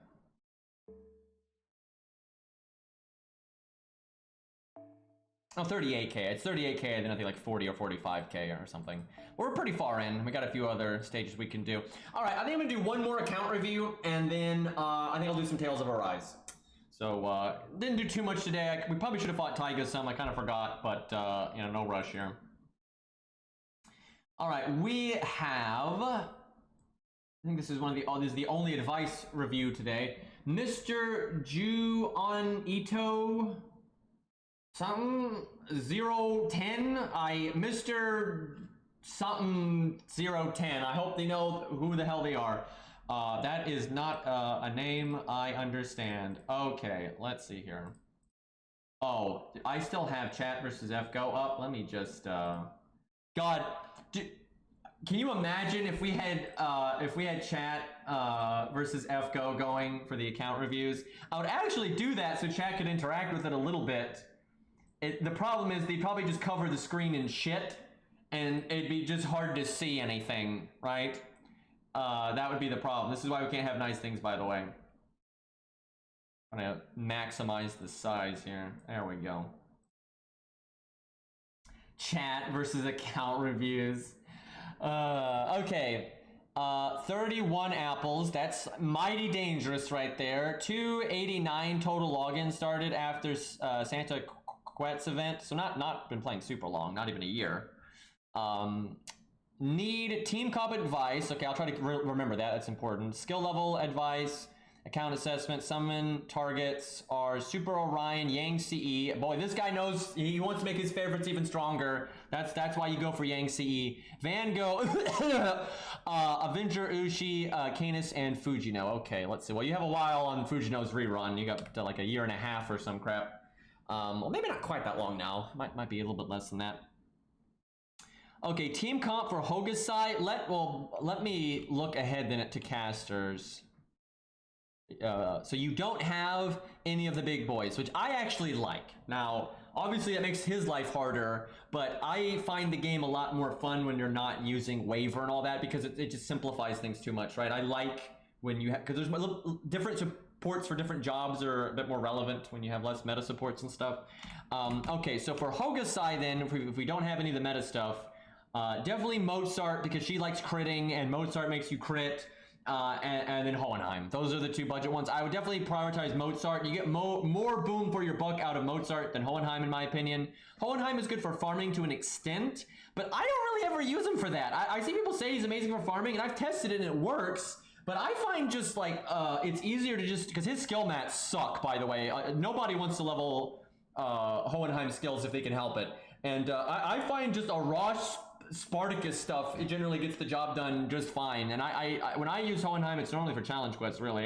It's okay for farming, but anyway, NP1 Caesar, how did that happen when you've been playing for almost a year? Please tell me you haven't been burning him, because you leveled him, so I wouldn't think so. But so I think Mozart is a really big one. And I would actually, oh, you've already leveled Hohenheim, although his skill ranks are a little scuffed, but I'm really surprised though that you leveled Hohenheim and not Mozart. I definitely think that's a mistake. I do think overall Mozart is better, at least for challenging content. You know, maybe not for farming, but you don't use Hokusai for farming generally anyway. Although you might actually down the road. Hokusai's no joke. For those stages we fight one enemy, one enemy, one enemy, those happen. They do that now. Like in Fate Requiem, there was a stage like that. When you do those kind of stages, crit servants are actually awesome. Hokusai could be good for farming.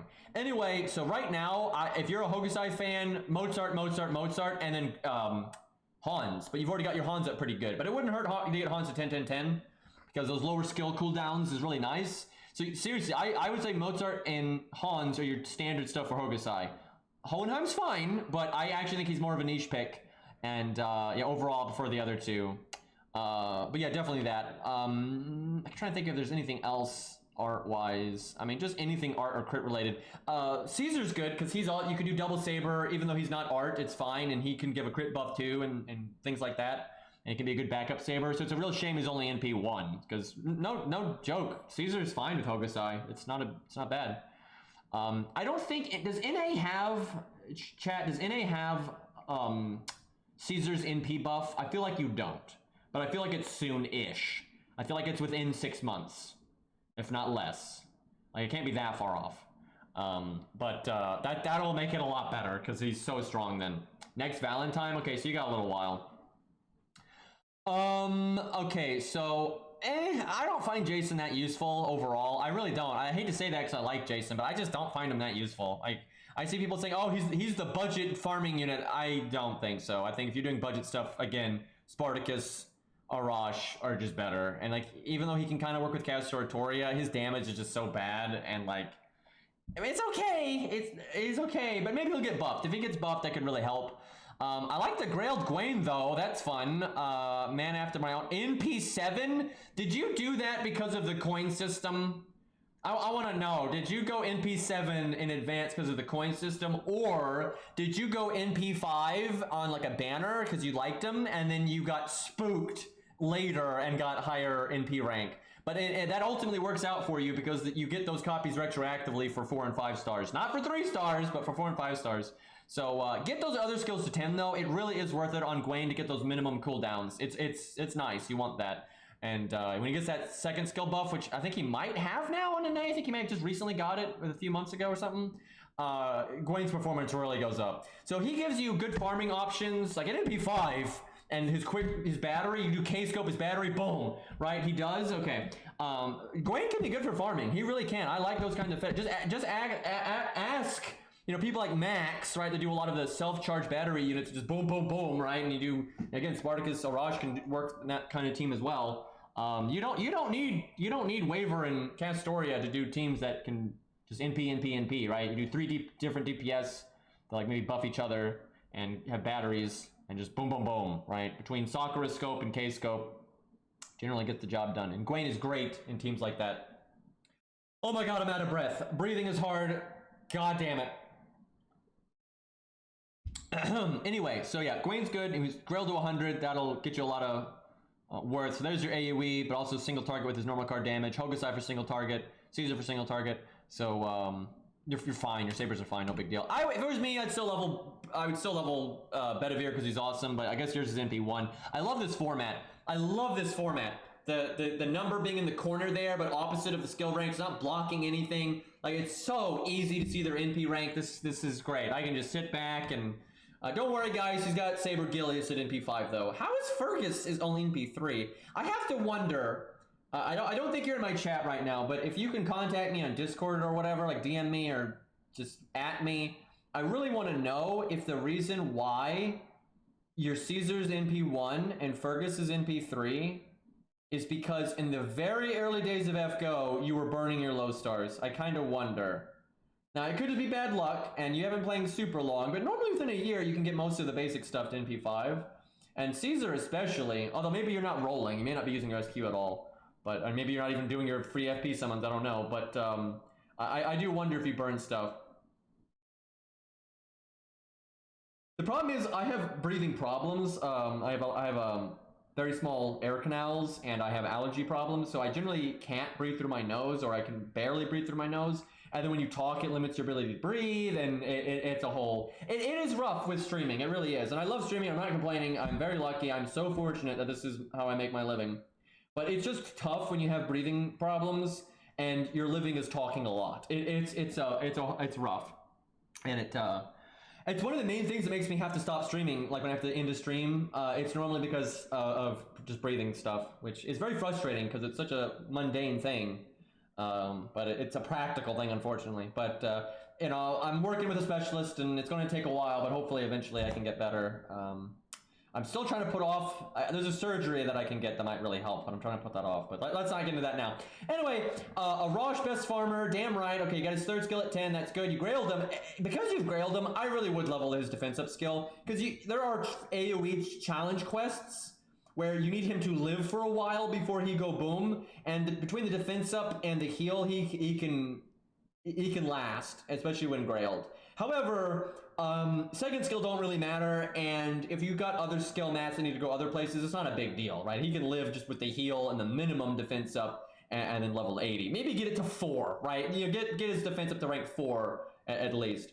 Okay, so David best support. Do you pass the David test? You do not. God damn it. And I will say you really need to get that second skill to 10 because you don't have any of the meta supports. Your account has no meta support, and that skyrockets your need for hey Rabbit. It skyrockets your need for David. Yeah, I thought Rabbit was I think you were here the whole time. You were just lurking, but yeah, you're gonna need that David skill up, and you probably already experienced problems with that.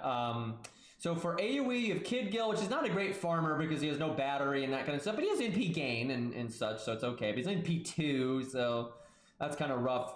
So yeah, Arash. If it was me, now if you like Kid Gil, level Kid Gil, but if it was me, I would have just leveled Emiya instead of Kid Gil and just had Arash and Emiya, and then hope someday I get another Emiya copy. So you've got, what do we got here? For single target, you have Chloe, which, no joke, I don't like Chloe, but she's so good that, yeah, lurking's great, by the way, I do it all the time.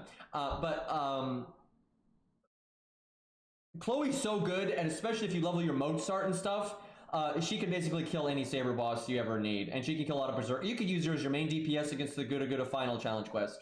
Like, she's that good. Even though she doesn't have armor ignore, you could make it work with the other units, you know, slowing it down and stuff, because that fight's beatable without armor ignore. Like, she's really, really good. So get her to 10-10-10 if you like her. If you don't like her, you know, forget it. But if you're okay with her being your main archer DPS, she is very good.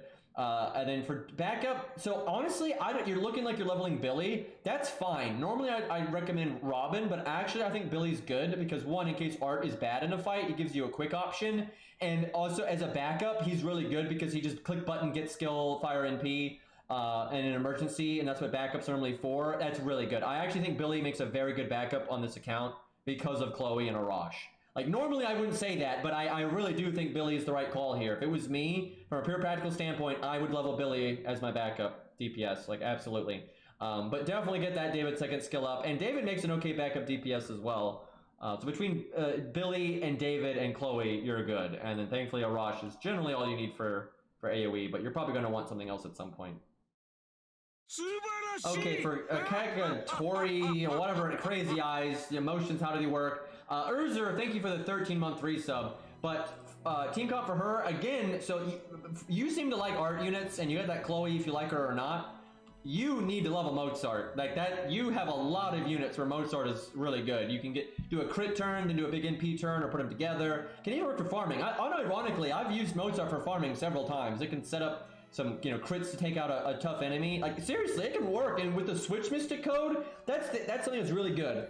And switch Mystic Code Mozart in or out to, you know, maybe use them early to crit a tougher enemy. That dragon I was fighting earlier in the stream on that second wave, you know, Mozart setting someone up to crit to kill the dragon can work really well. So you could, like, Arash, crit, and then do another big NP at the end, things like that. It just depends on what you're fighting, though. But Mozart is super good on this account, and again, Switch Mystic Code is definitely worth investing in for that. To either remove him after he's done what he needs to do, or to switch him in once you see that, like, oh, I got my cards, I'm ready to crit, you know, let's go, right, and then you switch him in.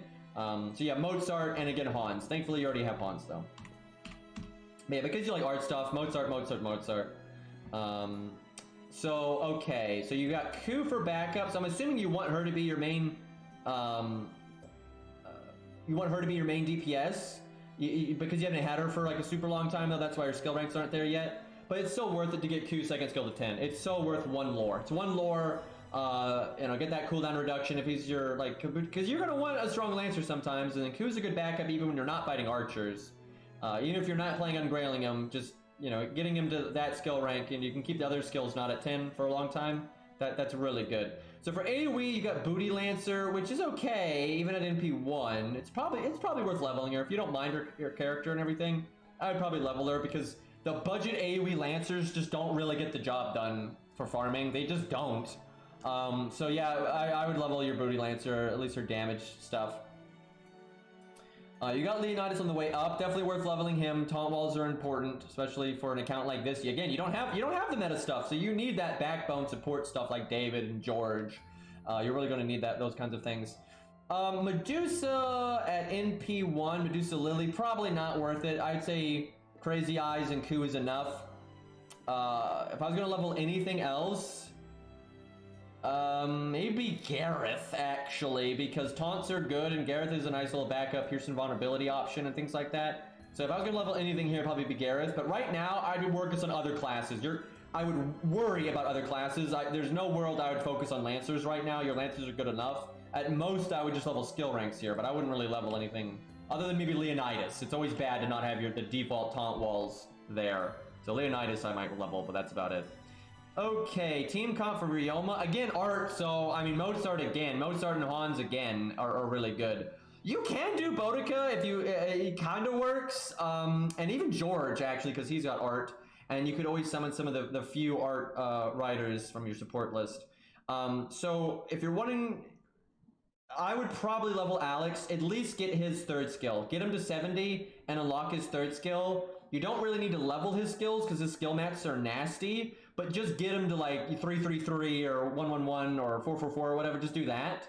That way he can remove the buffs from Demeter and bosses like that. He can remove the bosses from Bench and Lost Belt 5.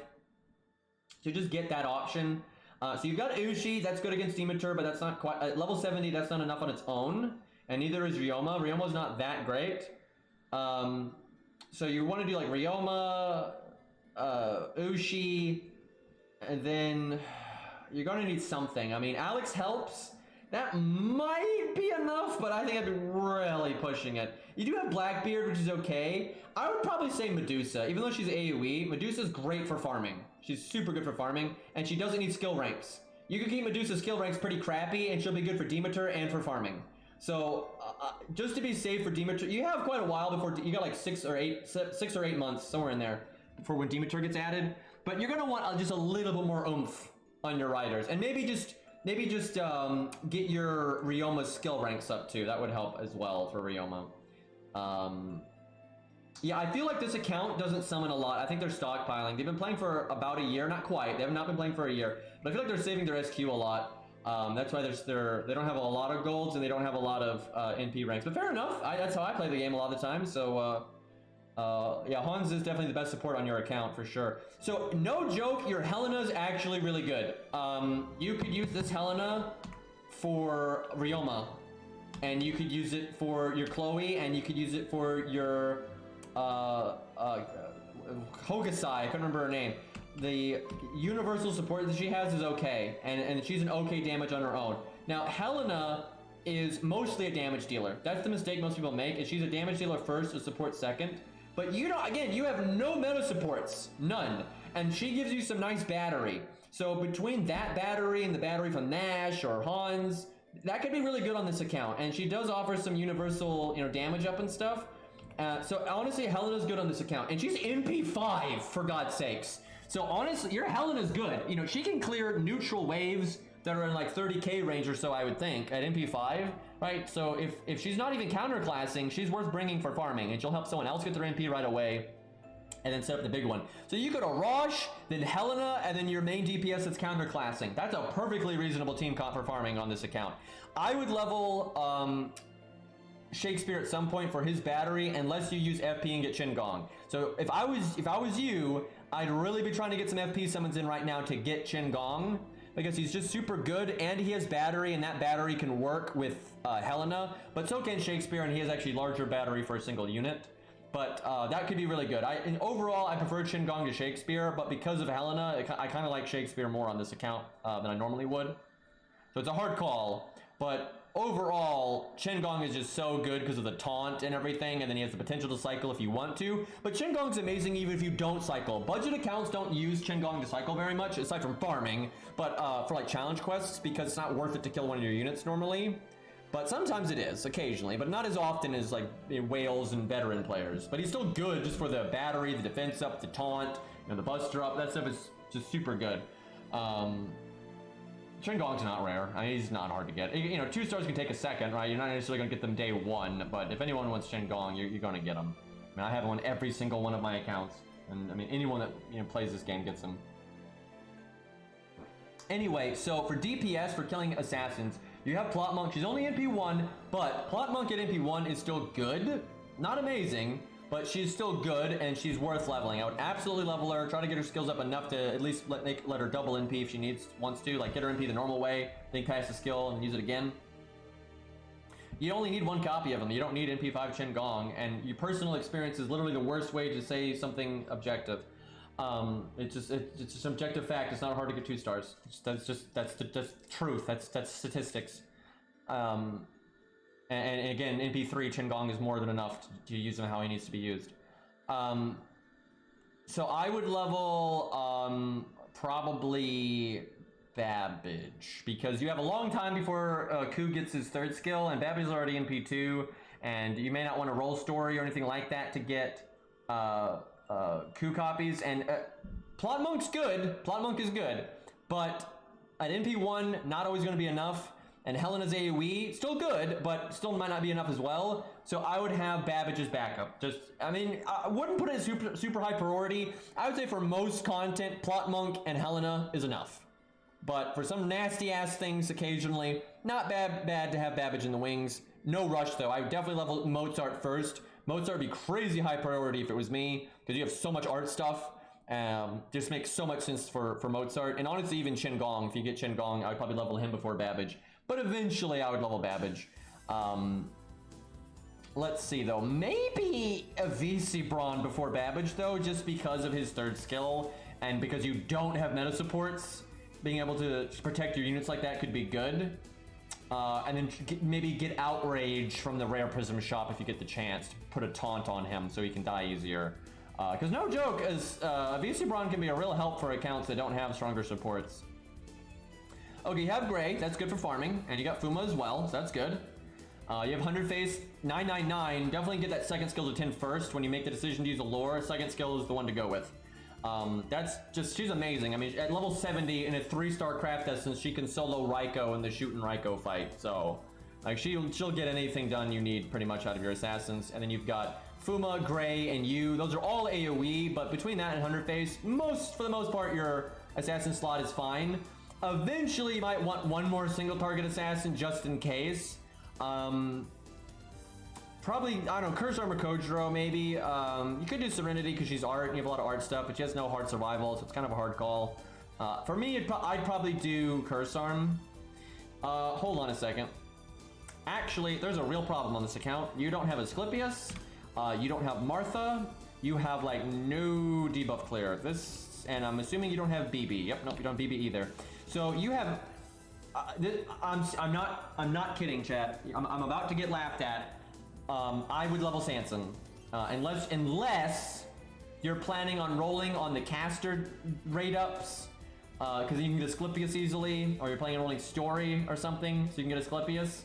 But if you're not planning on rolling Asclepius anytime soon, I would level Sanson, because sometimes you have got to remove debuffs in boss fights, and sometimes like Atlas Mystico's not enough. I would level Sanson. I would not level his skills very much. Especially not his 1st and 3rd skill, right? I would 1-1, right? 2nd skill, probably level that one, right? But like if you go 1-10-1 or 1-6-1, that's fine, right? Do not level the other skills unless you don't care about the mats. But yeah, you need anti-debuff on this account. There are boss fights that come down the road that's a real problem. Now, if it was me though, I wouldn't level Sanson. Well, I would because I like him, but if I didn't like him, I would just get Asclepius. There's a reason why every account every one of my accounts, have you noticed, I make sure I set aside some SQ, and I make sure I get Asclepius, be it rolling story, be it rolling caster rate up, or his own rate up. Every account, no matter when I make it, no matter what server it is, I always get Asclepius, and they're all free to play. And it's because he's worth it, and it is really shitty not having him. And on this account, because if you had Martha, I'd be like, okay, if you don't really want to sacrifice to get Asclepius, it's okay. But you don't have Martha. And you don't have Sanson leveled right now, so it's a problem. So if I was me, I would level Medea and I would level Sanson, and hopefully those two will give you the debuff clear that you need to not explode. And Medea at least gives you some buff removal because you don't have a lot of that either, because you don't have Martha. Again, you don't have Tristan or any of that stuff. So Medea and Sanson are actually better than they normally are. Now, normally I would say level Medea first. But because you need Mozart and you need skill ranks and you could use a Visibron as well, I might actually level Sanson before I would level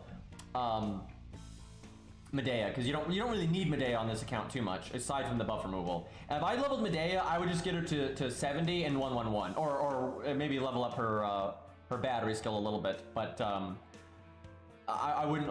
You need skill gems for other things. So you got bigger fish to fry there, and because you have Alex, like if it was me, I'd go Alex Sanson, because Alex gives you the buff removal and Sanson gives you the debuff clear, and there are roles that you need more, right? Like you don't really need Medea, especially because of Plot Monk. You don't need it.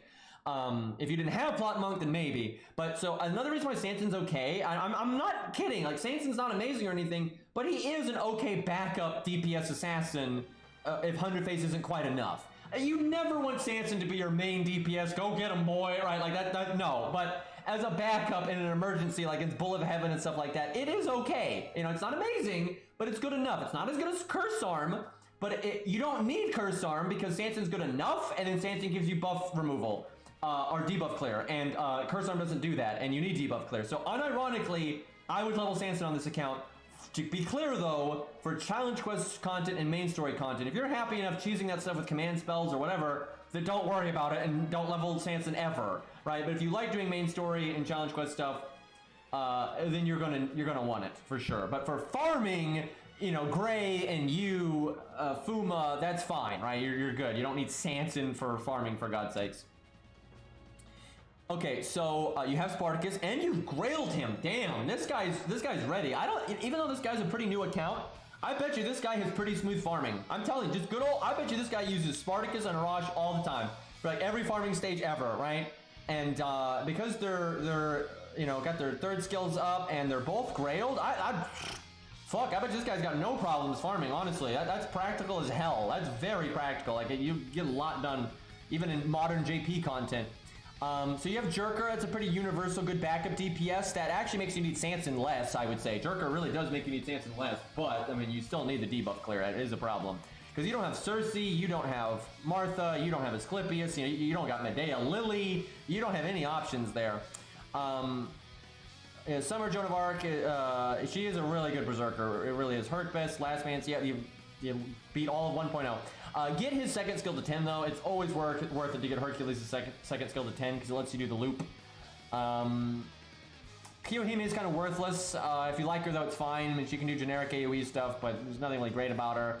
Overall, Spartacus is better, and I'm sure you know why. If I was gonna level anything here, it would be honestly just the skill ranks in Jerker and Hercules. Really, everything else doesn't really matter. You got Asterios, that's good for, you know, certain boss fights from time to time, so that's nice to have. If you level anything on Asterios, just his second skill. Other stuff don't really matter. You don't really need Lu Bu because of Jerker. If you didn't have Jerker, I'd actually say level Lu Bu. Like, for real, on this account, I'd say level Lu Bu or Mori, but you don't have Mori, so I'd say Lu Bu then. But you have Jerker, so no need. You could level Darius for farming, but because of Spartacus, and Spartacus is grailed, it's fine. I wouldn't worry about it. Oh, you have Mothman. That's really good. It'll help you against all kinds of stuff. It's worth it to get him to 10-10-10 to help with that kind of thing if you really want to like solo stuff or just tank, because he can tank even if he can't solo the boss. He can still tank it. King Potato Chips is good. King Protea, she's really good. And Mash is 10-10-10. Very good call. You're doing very smart. You know, if you're doing, you need that backbone. Mash, David, Hans, right? Just get that freaking David skill to 10 though. You've got those backbone supports, so looking good. My mob clear for Lost Belt 1, Lost 2 is Antonio, Arts debuffer, and makes Chloe hit hard. Yeah, I mean, it can work. He does kind of work as a side DPS like that, but overall, I think he'd be better off supporting Cleo with like Mozart and things like that. But sometimes you could do Mozart, Cleo, and Antonio, right? It works. And that Angra though. Okay, I figured you'd have Bond 10, Spartacus, and Arash. I bet you're working on Bond 11 just for practicality's sake, I would think. You have Bond 10 Herc, okay, that's good. There's no way you have Golden Sumo, so it'd be worth leveling your Painting Summer. I wouldn't level it to 100 by any means, but I'd level it to like, 40 or something. Hey, Jenical, haven't seen you in a while. What's up, man? Thank you for the 25 months, dude. I'd level that U, the Buster, I don't remember the name of it, but that U Craft Essence that's under the Ishtar one in the bottom row there. The U Craft Essence, not me, you. The U and Painting Summer, the Hokusai one. Those ones are definitely worth leveling. The U one is actually worth leveling quite high. Now, you don't have loads of Buster units, but it's still really good. That one's worth leveling. You could level the Suzuka Gozen one, but I wouldn't level it more than like level 35 or something. It's not, because you got Painting Summer and the U one, I wouldn't like go super ham on that one. It's fine though. I mean, if you could like snap your fingers and make it 100, it's certainly useful. The Jinkei one's not really that good, unfortunately. But yeah, this account, I'd be using that Painting Summer, Suzuka Gozen, and the U one like all the time. Now what I want to know is, do you have Sakura Scope and K Scope? Because that helps your account so much. Because you don't have the meta supports. You have a Sakura Scope there, not limit broken, but hopefully you've got some other copies, but if you don't, that's rough. Look, I really don't think this guy rolls much. I think this guy is free to play, and he's stockpiling his SQ like a motherfucker. Like, this guy is super stocking up. That's really interesting, though. He's got that willpower, man, unlike most of chat. Really cool account. So I guess right now, he's just saving everything for Super Orion. I bet you that's what he's doing. That's smart. I mean, look, his list, he's got a lot of stuff on there that he wants. Seriously, if this guy's saving up and not rolling, hats off to him. Because if he actually does it and he doesn't roll at all, he saves every summon ticket, every SQ, his odds of getting a lot of this stuff on his list are pretty high. Like, it really is.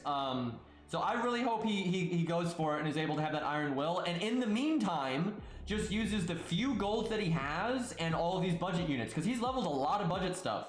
So, it's gonna make the challenge quest harder, but it's gonna make him interesting and super spicy. So I'm hoping this guy just, uses the few golds he's got, like Mothman and Jerker and all that. You use those things and the free-to-play units he does have, and is able to just get through the content, save up, get those other units, because it does not look like he rolls much at all. I mean, like, even Mothman's only NP1, right?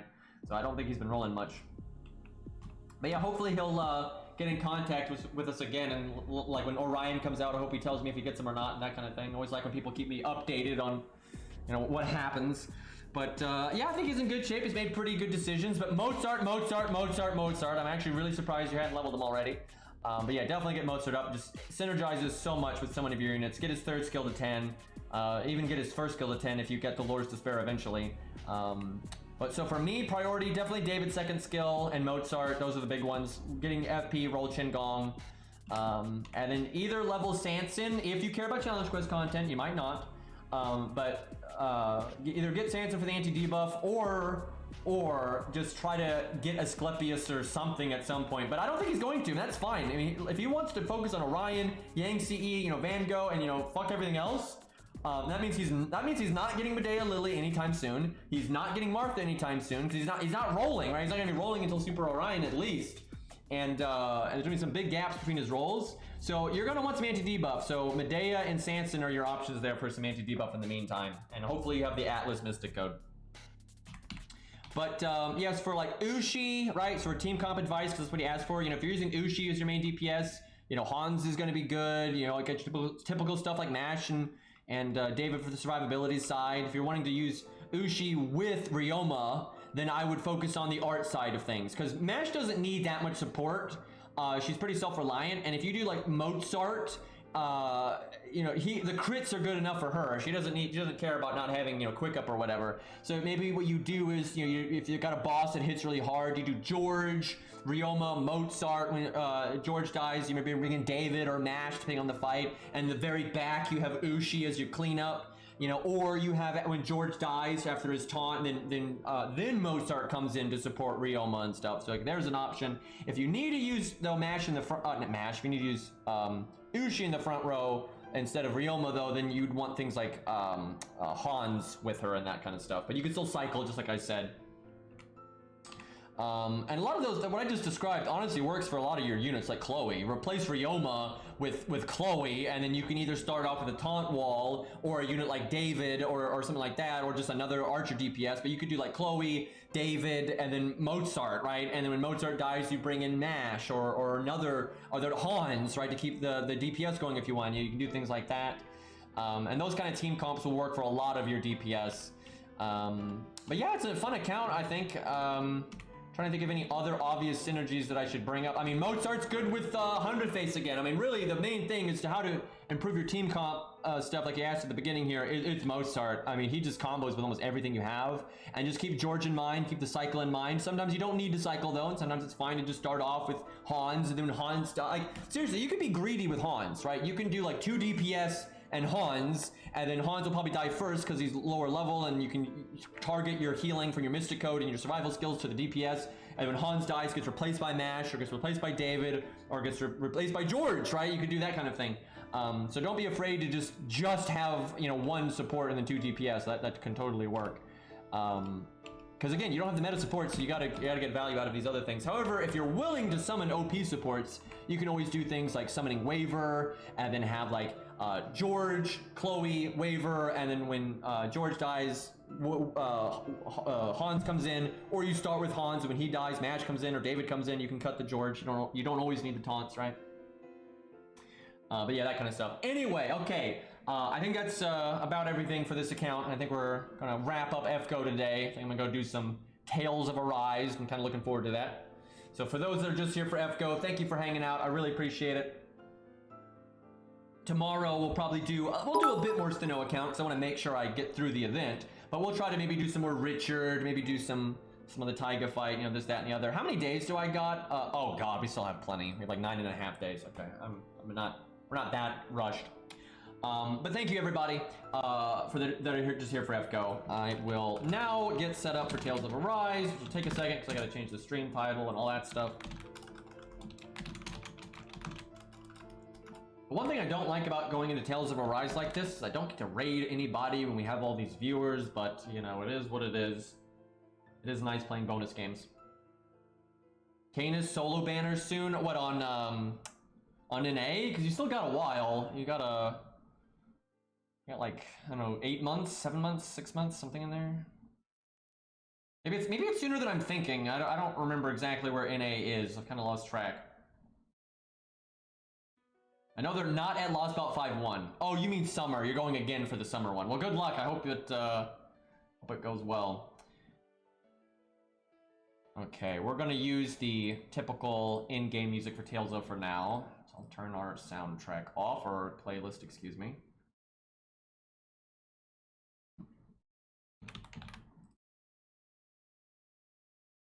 Yeah, I hope you get Resolve. That would really suck. But, you know, there will be the rerun, so you do have another shot eventually, but it does suck to have to wait a year.